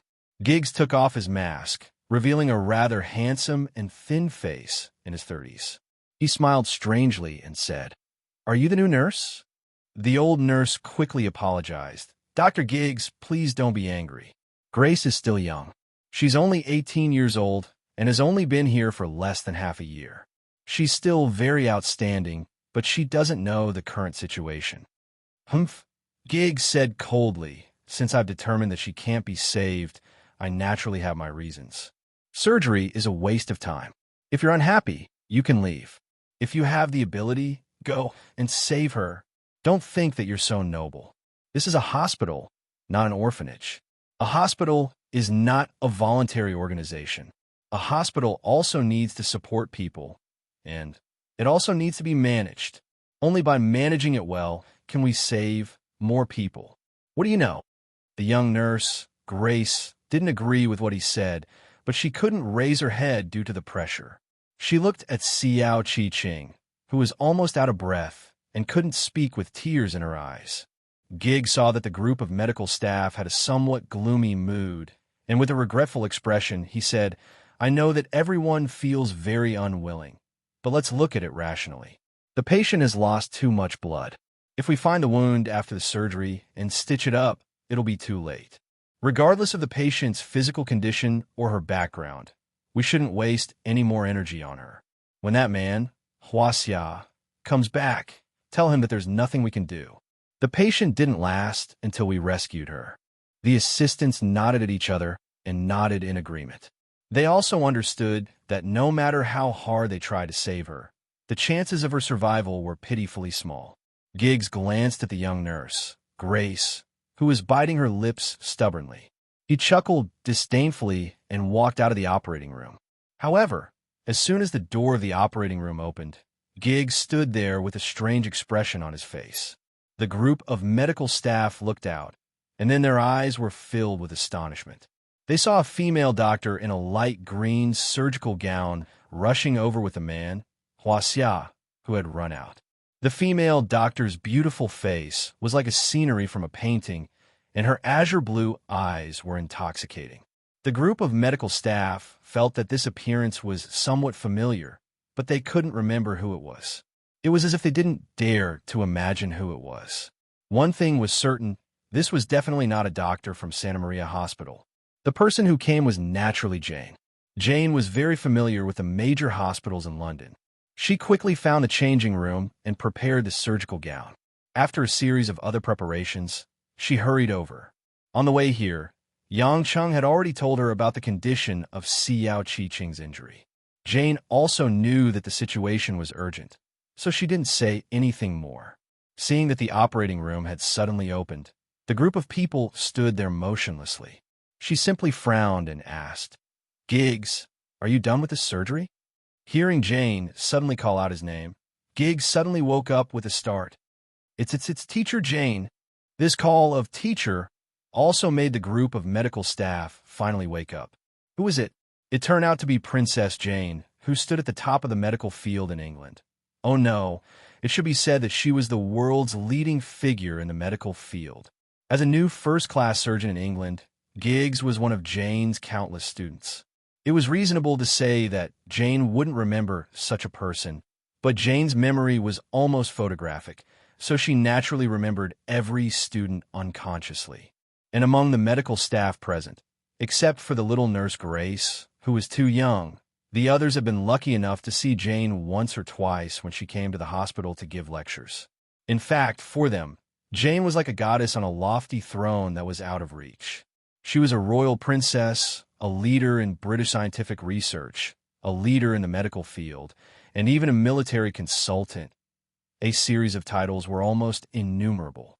Most people would not include Jane when comparing achievements, because there was no comparison at all. In addition, Jane usually lived in seclusion and rarely appeared in the public eye. So for a moment, everyone couldn't believe that they were really standing in front of them in person. Seeing Giggs in a daze, Jane asked unhappily, "Answer me. The patient and the surgery situation." Teacher." Giggs smiled stiffly. "We tried our best, but the patient has stopped breathing and lost too much blood. It's too late to operate." "What?" Yang Cheng's face darkened. He stood straight on the spot, as if his heart had been smashed into minced meat by a heavy hammer. Jane also widened her eyes, revealing a touch of shock. The group of medical staff didn't dare to make a sound. They all lowered their heads silently. Facing Jane, they found it difficult to even speak, let alone explain more. At this moment, the little nurse Grace, who had been holding back, rushed up and shouted, "Dr. Jane, the patient is not dead yet. The rescue hasn't started yet." Dr. Giggs was worried that the patient was from Huaxia and did not have medical insurance to pay for the rescue. He didn't want to risk lowering the success rate, so he gave up the rescue. When this sentence was shouted, it was like a bolt from the blue, exploding the entire operating theater into ruins. Giggs' face was livid, and he angrily rebuked, "You are slandering me." However, Grace's little face was red. She went forward to grab Jane's arm and said with a sobbing tone, "Miss Jane, I've heard that you are very powerful. Please save the patient. Her pulse is about to stop." The group of medical staff looked at each other. They didn't expect Grace to be so bold. Chapter 1076. Yang Cheng immediately understood what was going on. He carefully sensed that Xiao Qiqing was still breathing on the operating table. All of a sudden, Yang Chun was enraged. With a murderous look, he grabbed Giggs by the collar and lifted him up high. Giggs, who had been anxious and angry just a moment ago, suddenly rose from the ground and screamed for help. "Beast, are you still a doctor? I'll F***CK, your ancestors. I'll F***King crush you." Seeing that Yang Cheng was about to crush Giggs's head, a group of medical staff shouted in panic. Just then, Jane hurriedly grabbed Yang Cheng's hand. "Yang Cheng, stop. This is a hospital." Jane shouted in a rare, cold tone. Yang Cheng wouldn't listen. "Hospital? What's wrong with a hospital? This kind of crazy quack. I have to kill him and turn this place into a hospital." Jane, on the other hand, was determined to block Yang Cheng. With reddened eyes, she said, "This is a hospital. I'm a doctor. I can't watch anyone be killed in a hospital in front of me." "Jane, get out of my way," Yang Cheng said impatiently. He couldn't control the anger in his mind. Jane argued, "If you want me to save your woman, you can't kill people in a hospital." Her words made Yang Cheng feel as though a bucket of cold water had been poured on his head. Swallowing hard, Yang Cheng threw Giggs, who was so scared that he almost peed his pants, into the corridor outside. Jane breathed a sigh of relief and immediately said seriously, "I know you're very angry. If you want to kill someone, walk out of the hospital. I won't say a word. But in the hospital, I won't allow anyone to die in front of me." Yang Cheng looked into the woman's eyes and saw unparalleled determination. Sighing deeply, Yang Cheng's tone carried a trace of pleading as he softly said, "Please, I'm begging you this time. You must save her. I can't watch another woman die because of me." Jane's delicate body trembled. She seemed to have understood something, and a bitter smile appeared on the corner of her mouth. "I understand. I'll do my best." After saying that, Jane turned to the young nurse, Grace, and smiled. "Thank you. Follow me. We will begin the operation." Jane's rhythm was very fast. Before Grace could come back to her senses, she had already been pulled in by her. The door of the operating theater was closed again, and the indicator light lit up. Yang Chung stretched out his hands in disappointment and rubbed his head. He looked back at Giggs, who was scrambling away, and was in no mood to chase after him. At that moment, it didn't matter if Giggs died or not. The only thing Yang Chung worried about was the woman on the operating table. Although Jane's medical skills were indeed excellent, and although it hadn't been more than half an hour since she was injured until she arrived in the operating theater, Xiao Qiqing had suffered so many injuries, and they were so serious. Half an hour was enough to kill her. Therefore, it was difficult for Yang Chung to have full confidence in Jane. Yang Chung even thought that it didn't matter even if she was disabled. Even if she was bedridden for the rest of her life, he would still be grateful because he could always take care of her in the future. But please don't leave. Some things could only be completely awakened after they had happened. Yang Chun had never expected that the woman on the operating table would actually make him so exhausted. Almost mechanically, Yang Chun pushed open the door to the side of the passageway and slowly walked into a corridor. It was exactly the corridor that the nurse Grace had told him about, where he could see the surgery scene through the reinforced glass. This was usually a place for people who couldn't enter the operating theater to observe and learn, but at that moment, it had become the place that Yang Chung was anxiously looking forward to. Beside the operating table, Jane had already ordered all the surgical teams to start the rescue. The anesthesiologist, weaponsmith, and assistants were all extremely nervous, but when they saw Jane's determined gaze, they had a little more confidence in the rescue that they originally thought was hopeless. After checking on Xiao Qiqing's condition, she simply reached for the instrument at the side. "Scalpel." The anesthesiologist hesitated. "Dr. Jane, the patient has completely lost consciousness, and her blood pressure can't be detected at all. If we operate like this, well, it's understandable that the blood pressure can't be detected because of the massive bleeding in the abdominal artery. Just follow my instructions and keep up with my pace. Surgery is a team effort, and I can't do it alone." Jane spoke quickly but sincerely. Everyone didn't expect Jane to find a reason so quickly. Their hearts were set, and they quickly began to move. "The patient is bleeding in the abdominal cavity. Let's first find the ruptured artery, stop the bleeding, and prepare to open the abdomen." Jane held her breath, and the scalpel rose and fell. After a machine-like incision, the scene of Xiao Qiqing's abdominal cavity was revealed. The assistant frowned. "Doctor, there's too much bleeding. I can't see clearly at all." Jane reached out again calmly. "Opener, set up the cleaning tube. I'll look for the damaged area." Everyone responded and began to carefully cooperate with Jane to remove part of the blood. At this moment, Jane's excellent surgical acuity was on full display.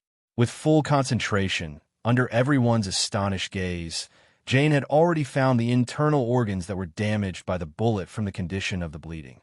The patient's liver is damaged in 3 places: SR1, S4, and S6. 3 places? The few of them gasped. On one hand, they admired Jane's accurate speed, but at the same time, they realized that the situation was extremely bad. If this goes on, there's no time to suture before the blood is drained. In the corridor, Yang Chung, who saw and heard everything, immediately closed his eyes, and his body kept trembling. In front of the operating table, Jane's eyes shone with a sharp light. At this moment, the woman seemed to have been reborn, but she made up her mind and said, "I'll use the temporary arterial closure method to fix and suture the 3 places." "What? Temporary arterial closure method?" Everyone exclaimed uncontrollably again. The so-called temporary arterial closure method used a precise technique to clamp the hepatic artery and sac at the same time to stop blood from flowing into the liver. At the same time, the liver had to be sutured. There were a total of 3 places that needed to be sutured, and it was difficult to fix one place, and the 3 places were almost uncontrollable. Moreover, this method could not be carried out for a long time, so the suture speed was almost hair-raising. "There's no time, hurry." Jane was very confident. After quickly performing the temporary arterial closure method, she reached out and said, "Give me the suture needle and thread 40, yes." The machinist immediately handed it over. Everyone only saw that Jane started suturing from the middle of the liver.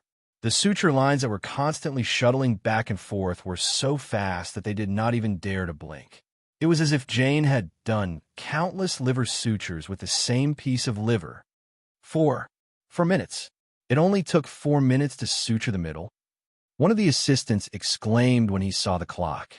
Jane turned a deaf ear to it and was completely immersed in her own world. Then, the second part was completed in just over 3 minutes. This was also thanks to Yang Chung taking out the bullet beforehand. Otherwise, it would not have been so smooth. Blood pressure. "It's out 80-60, the anesthesiologist said in surprise. "Help me pick up the liver and suture the third part." Jane gave a simple command.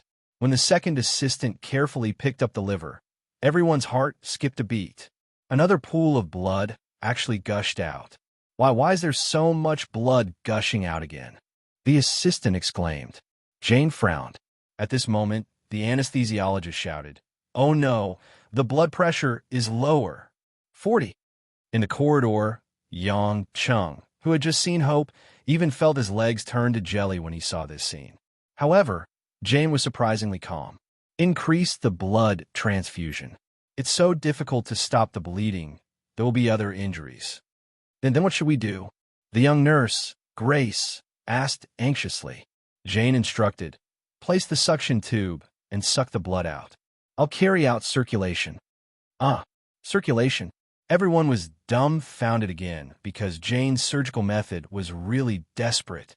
The so-called circulation was also a technique to buy time, find the bleeding point, and directly connect the right atrium to the major veins to create another blood circulation technique.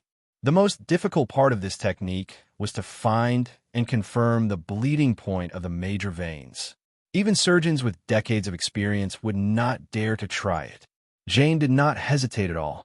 At an unimaginable speed, she had already begun to take over the instruments and carry out the circulation. "Inject norepinephrine, 10 cubic centimeters. Give me the scissors, yes." The medical staff seemed to be infected, and their eyes were filled with the brilliance of fighting spirit. They followed Jane's steps and began to do their best to cooperate. Finally, under Jane's perfect and calm rescue without any unnecessary movements, she quickly found the other 2 bleeding points and quickly sutured them. Time passed unknowingly. Jane's hands seemed to be completing an excellent work of art. The sutures were constantly shuttled back and forth flawlessly when this dangerous rescue operation that made everyone want to give up several times ended. Everyone was a little lost in thought. "Doctor, the patient's blood pressure and pulse are all safe." No one knew who reported the situation first, but it only woke everyone up. Everyone raised their heads and looked at Jane, who had a smile in her eyes as she took off her mask with ease. All of them showed sincere worship and admiration. Everyone here was a medical student. Anyone could tell that this was an extremely exciting surgery that involved a life and death situation. At least, Giggs, who had given up on the surgery, was not just a little bit inferior to his teacher, Jane. It was like heaven and earth. "Everyone, you've worked hard." Jane looked at everyone with a gentle smile.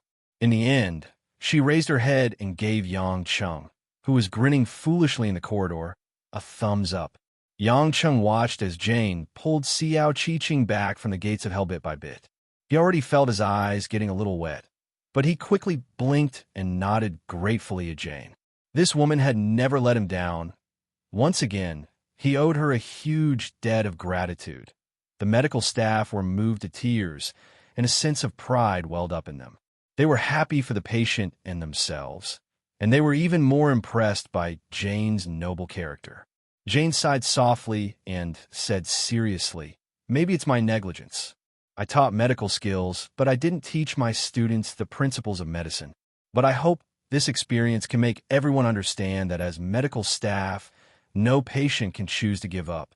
If you have this mentality as medical staff, then you're killing the patient in front of you. As long as the patient is in front of you, you will spare no effort to help without any reason. That's a doctor. Chapter 1077. In the operating room, everyone's eyes were filled with excitement. For them, this night was destined to be an unforgettable memory for the rest of their lives. After saying these words, Jane walked to the side of the young nurse Grace, who was already a complete mess of tears. She held the girl's small hand and asked with a smile, "Can you tell me your name?" I'm Grace." The young nurse blushed and looked at Jane with little stars in her eyes. "That's a very nice name. I want to thank you for your bravery on behalf of the patient," Jane said with a smile.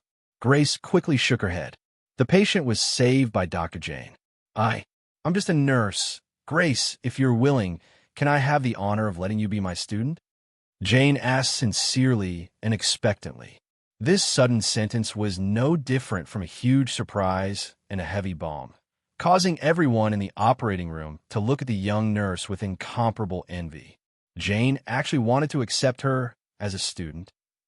Although Jane's age might be about the same as Grace's, Jane could be Grace's teacher, or rather, the teacher of anyone in the medical field. After all, this was all about strength. What made everyone present even more envious was that this student that Jane was talking about was not those students who only occasionally attended classes, but a personal disciple who could truly follow Jane and learn all the way. Not to mention what they could learn in the future. Just this identity alone could make everyone in the world of medicine look up to them. Little Grace, on the other hand, was a little confused. She wiped her tears and thought for a while. Under everyone's anxious gaze, she whispered, "Then, if I become Dr. Jane's student, can I still work in the hospital?" This question also made Jane stunned for a moment. She couldn't help but ask with a smile, "Why must you work in the hospital?" "Because I really don't want to leave everyone here. I also like working in the hospital." Grace shyly lowered her head. Everyone looked at Grace, touched, and the old nurse kept wiping away her tears. Jane nodded with satisfaction. "Of course you can. Then it's settled. From now on, I'll be your teacher. I'll give you all the materials you need to look at. In the future, you can still work in the hospital as usual, but in your spare time, I'll take you to study. You can also find me in my research institute or at my home." "Really?" Grace looked up in surprise. "Of course." Jane continued with a smile. "But you're my student, so you can't embarrass me. If you don't study hard in the future and embarrass me, I'll be angry." Grace was a little timid. But I'm not smart. I'm just a nurse. If you were a great genius, would you still need me to teach you? What I value is that you have a precious heart that thinks for the patients, and you're very young. You have to believe in me, and you have to believe in yourself. As long as you work hard, I'm not worried that I can't teach you well," Jane said seriously. Grace nodded vigorously. "Good. Dr. Jane, I will definitely work hard." What'd you call me?" Grace stared blankly for a moment before smiling sweetly. "Teacher." The disturbance in the operating theater finally ended in a happy atmosphere. What made everyone feel like they were dreaming was that not only had Jane appeared, but she had also accepted the nurse, Grace, as her student. Other than envy, everyone also felt sincere admiration and blessings. Who asked Grace to be the only one who recklessly told the truth? Of course, everyone didn't need to guess too much.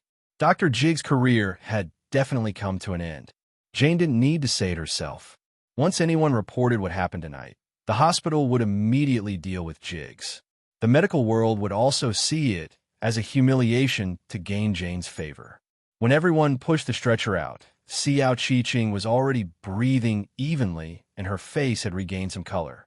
Yang Chung stood outside the operating theater and looked at Jane gratefully. "I won't say any words of gratitude. I can't thank you enough anyway."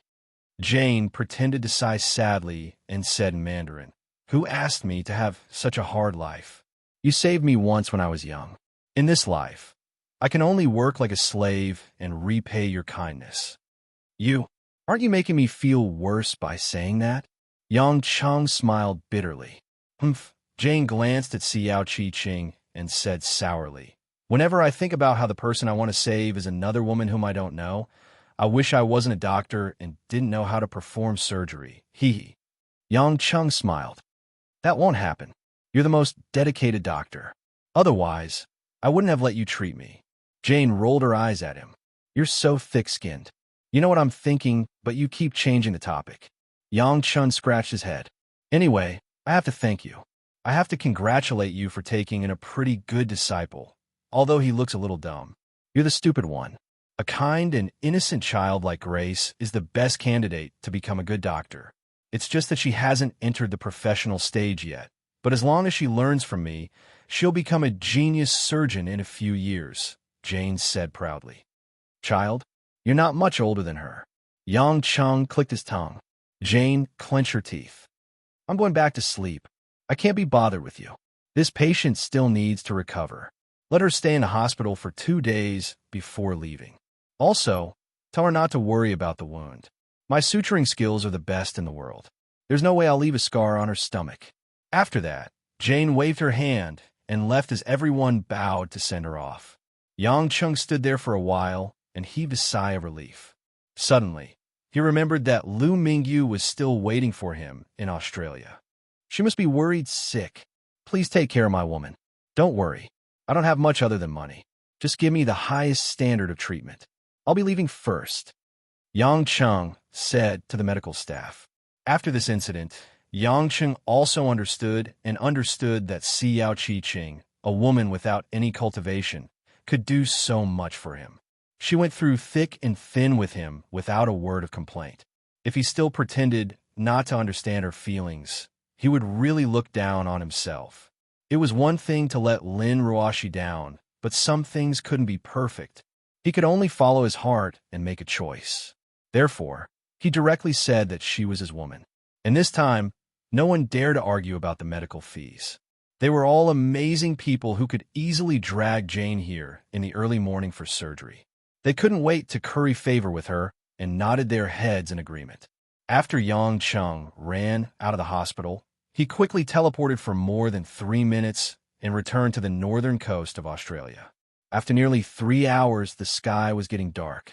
Yang Chung soon saw a worried Lu Mingyu sitting on a rock with her hands on her chest, as if she was praying for something.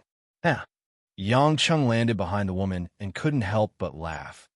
Mingyu, baby, how come you're a believer? When Lu Mingyu heard this, she quickly got up and anxiously ran to Yang Chung. She grabbed the man's hand and asked, Where's Jiqing? Is she okay?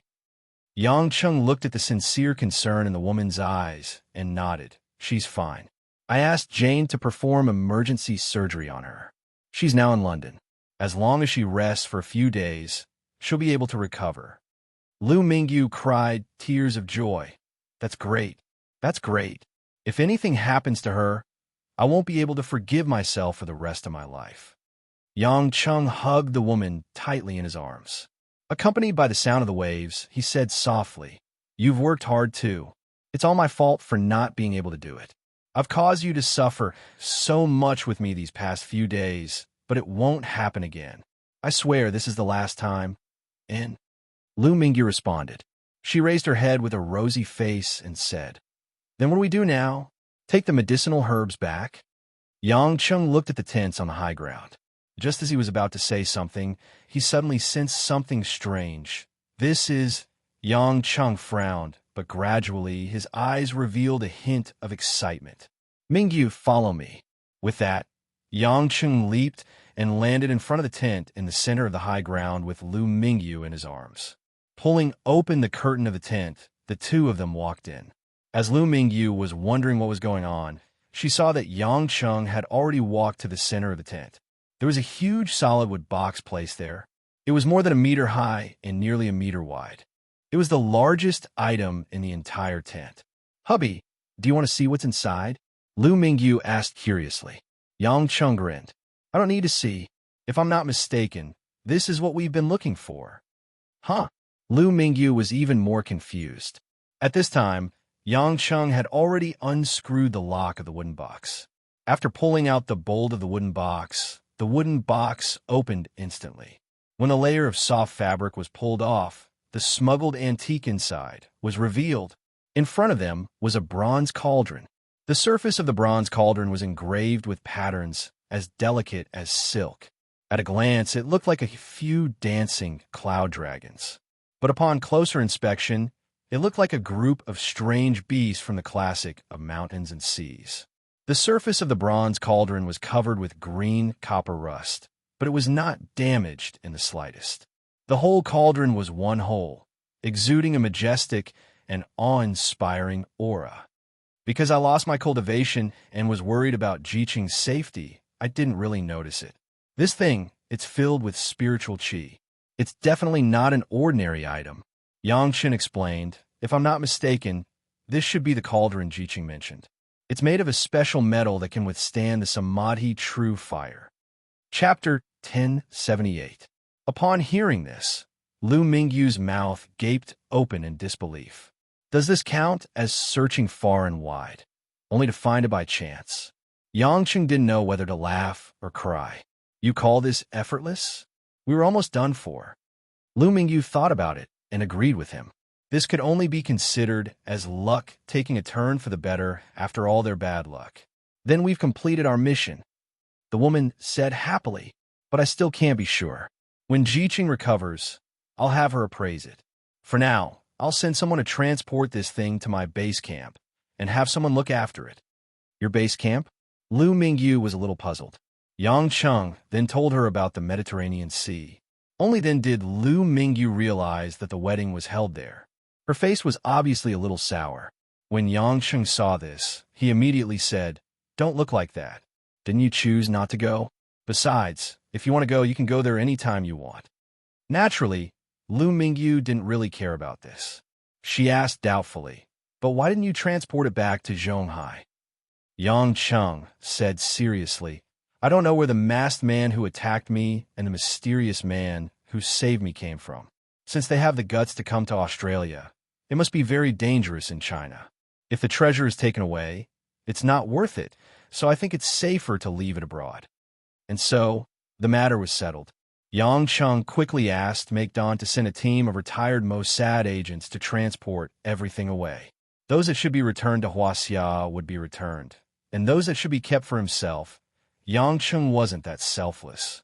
The reason why he didn't ask Sauron to send mercenaries was that these treasures were worth a lot of money. It was safer to let the bold and careful Mossad agents transport them. This unknown bronze furnace would be sent to the Forgotten Kingdom, to his huge high cliff castle.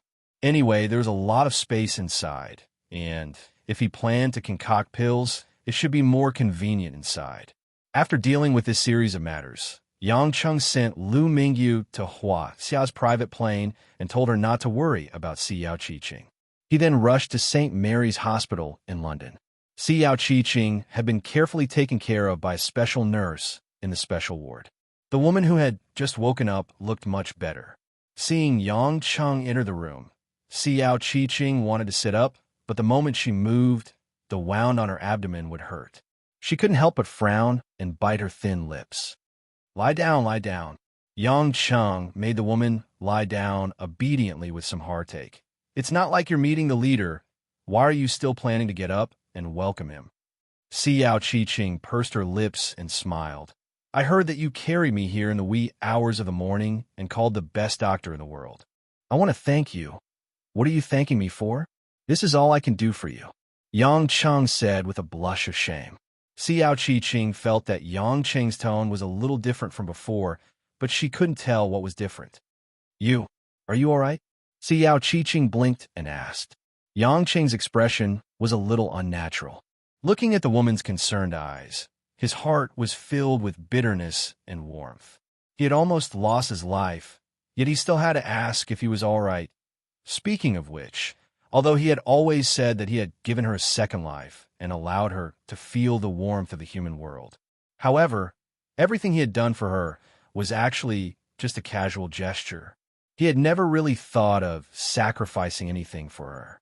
However, it was precisely this kind of casual dying that allowed this woman to give everything in return. Yang Cheng felt more and more guilty. He really felt guilty towards everyone. No wonder he couldn't raise his head in front of women. Involuntarily, Yang Cheng bent down, leaned over, and gently stroked the bangs on Xiao Qiqing's forehead. He lowered his head and gently kissed the woman's forehead. Xiao Qiqing blankly watched as Yang Cheng finished all of this. Following that, she gradually felt that trace of certainty and affection. Perhaps it was too sudden, or perhaps it was too unbelievable, but after a few seconds, Xiao Qiqing's eyes turned slightly red. At this moment, silence was better than sound. Xiao Qiqing was not stupid. How could she not understand the meaning behind Yang Cheng's words? In the ward, only the sound of their breathing could be heard. After a long while, Xiao Qiqing seemed to feel awkward. She shyly said with a red face, "What happened after that? Can you tell me about it?" Yang Cheng smiled. He recalled that when he was in Los Angeles, Xiao Qiqing also pretended to be charming. Later, after she was seen through, she looked as helpless and delicate as a little girl. It seemed that this woman had not changed much. After all, she was not even 20 years old, so it made sense. After Yang Cheng told her about the bronze cauldron with spiritual energy, Xiao Qiqing looked happy. It shouldn't be a bronze cauldron. Since there is spiritual energy, it must be an alchemy cauldron. If my guess is correct, it should be because no one has used it for a long time, so there's some other metal on the outside of the cauldron. After all, those cultivators in the Bronze Age should not have the ability to cast the alchemy cauldron that you mentioned. Yang Cheng pulled the quilt for the woman. "You don't have to worry about it. After you recover, I will take you to have a look and identify it." As he spoke, Yang Cheng injected a stream of heaven and earth energy into Xiao Qiqing's injured part. Although his heaven and earth energy could not help her heal, it was, after all, pure spiritual energy that could consolidate one's foundation and nourish one's vitality. Other than the organs and meridians, it could still promote the body's tissues. The two talked for a while, and Xiao Qiqing said, "I am fine now. You should go back to Zhonghai, or your family will be worried." After being mentioned, Yang Cheng missed his family, especially Lanlin's grandfather. He did not know if he had returned to Zhonghai. He also did not know if Lin Ruoshi was waiting for him to go back. Perhaps because of this near-death experience, Yang Cheng was particularly eager to see his family return home. With this thought, Yang Cheng did not delay any further.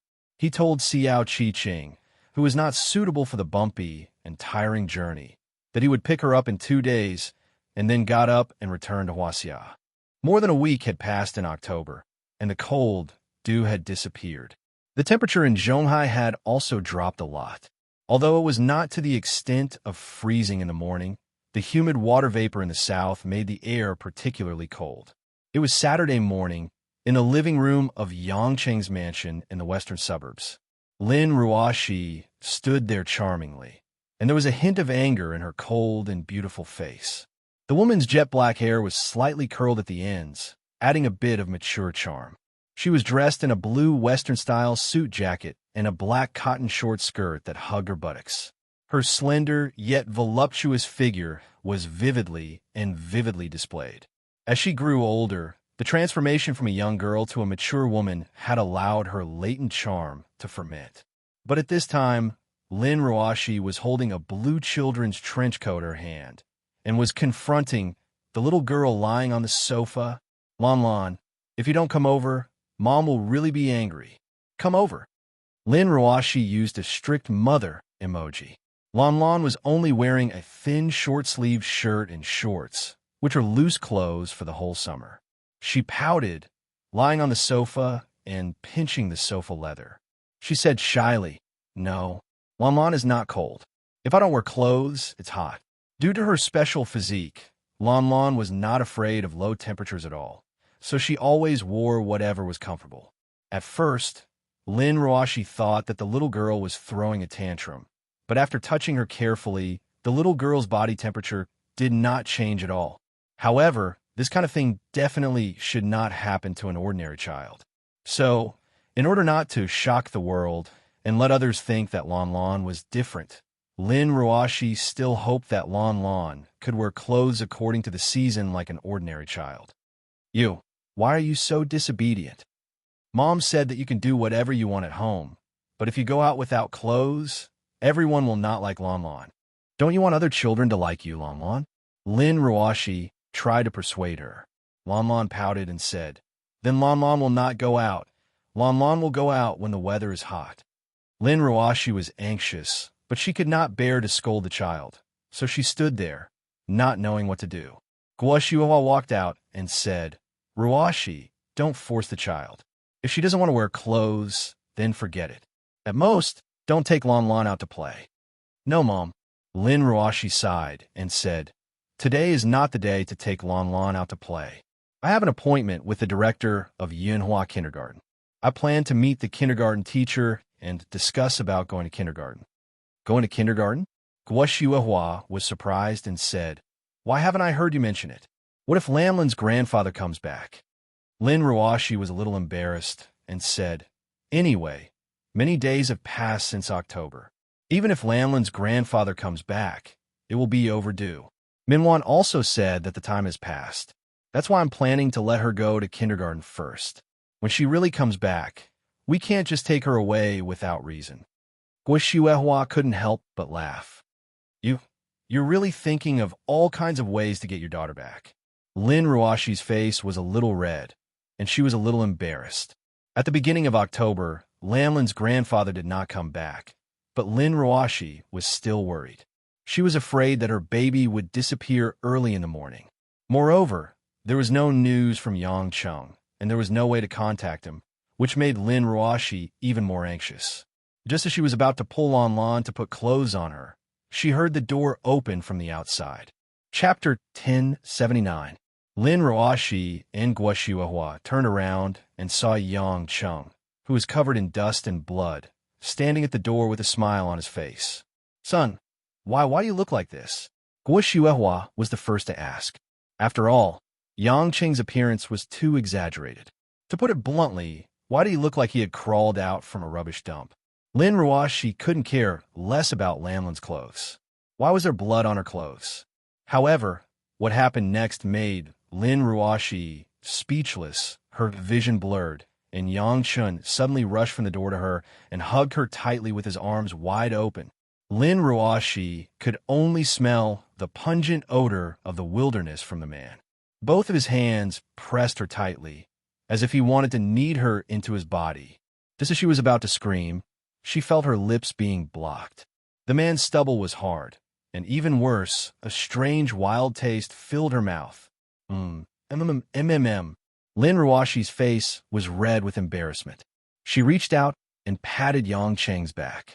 She was on the verge of tears. Ma. After a deep kiss, Yang Chun patted her butt and laughed. Wifey, you're a good girl. I'm back. Lin Ruashi was so angry that she wanted to stomp her feet. You're back, so be it. What are you doing? I'm dying from a stench. Yang Chun was taken aback.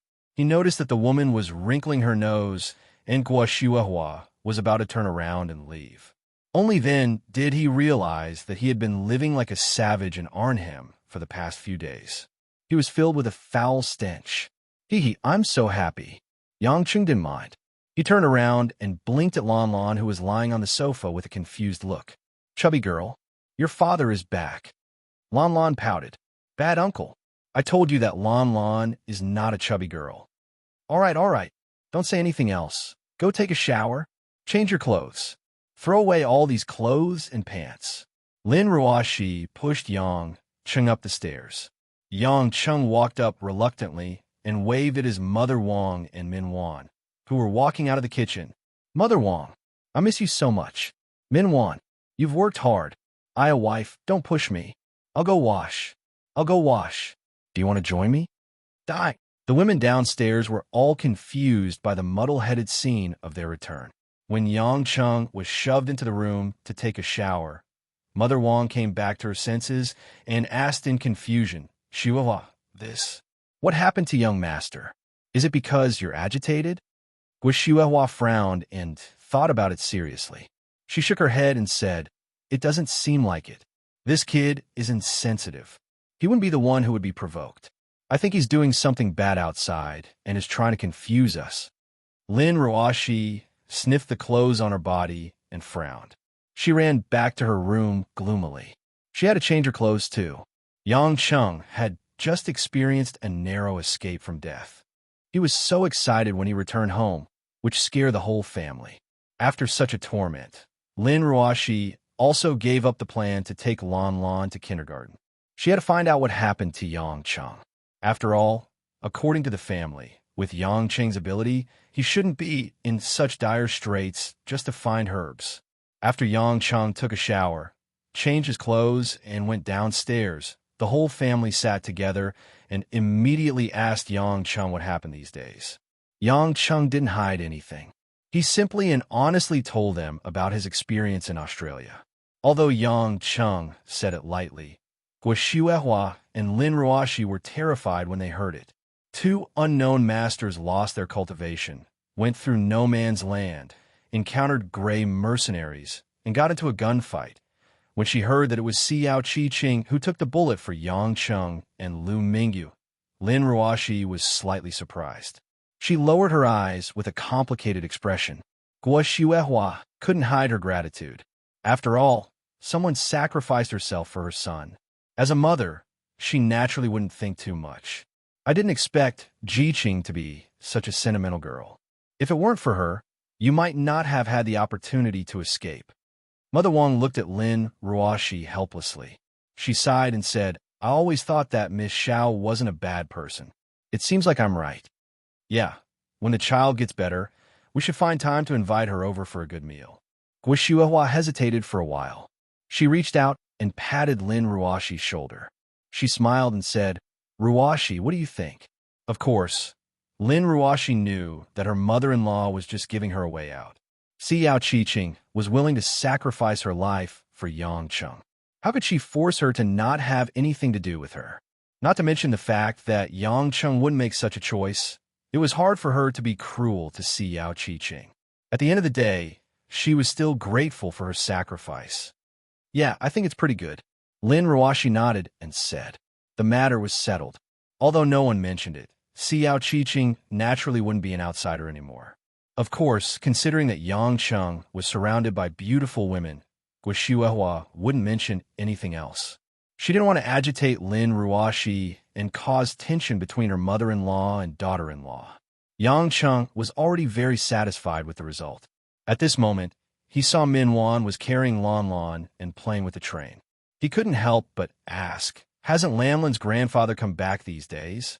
No, there's no news at all. According to the previous agreement, Lan Lan will be left to us to take care of in the future. Lin Ruoshi said. Yang Cheng said happily, since that's the case, it'll save us a lot of trouble. It's a pity that I won't have a chance to meet that person. Look at how happy you are, Guo Xuehua said unhappily. Why don't you think about it? Did something happen to Lanlan's grandfather? It doesn't make sense for him to leave Lan Lan to us so suddenly. Min Wan, who was not far away, heard this and turned around worriedly. Mr. Yang, did something really happen to Master? After all, it was because of Lanlan's grandfather that Min Wan had a brand new life. She was very concerned about him. Yang Cheng smiled bitterly. How would I know? He didn't leave me any news at all. Min Wan seemed to want to say something, but when the words came to her mouth, she hesitated. In the end, she sighed slightly, shook her head, and didn't speak again. Seeing this scene, Yang Cheng squinted his eyes and asked, Min Wan, are you hiding something from us? Min Wan heard this and quickly shook her head. No, I'm just worried about Master. Really? Yang Cheng saw Min Wan, turned her head away. Although he was puzzled, he didn't dare to ask. Besides, he didn't care too much, so he just let it go. South Korea, Seoul, South Korea. The Star Moon Group's Park family's mansion was the envy of all the tycoons in the Gangnam district.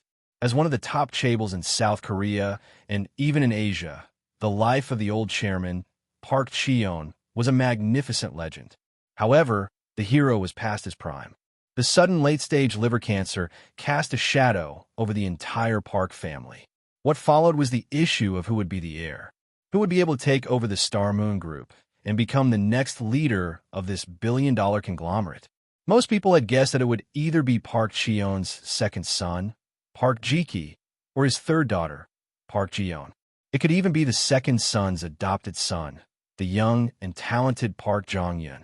However, He never expected that the old president would come all the way from China to Shanghai to find his granddaughter, Park Ji's flesh and blood, Su Jinxiu, whom he had chased away years ago. It was as if he was looking for a needle in a haystack. Letting a girl with the surname Su, who was not even 20 years old, inherit the super financial carrier? Many people thought Park Cheon had gone senile with his decision, but no one dared to raise any objections. Because as long as Park Cheon was still alive, a single word from him would be enough to make you die a horrible death. At that moment, in the Park family's luxurious mansion that spanned over 1,000 square meters, the door to a room in the southeast corner was gently pushed open by a mature and graceful maid in a black and white maid costume. It was a spacious bedroom, decorated like a cozy little world. However, the atmosphere was modern and luxurious. There was even a remote-controlled tempered glass roof for viewing the stars in the night sky. The pretty maid with light makeup bowed respectfully and smiled helplessly at her mistress, who was sleeping soundly on the pink bed in the middle of the room.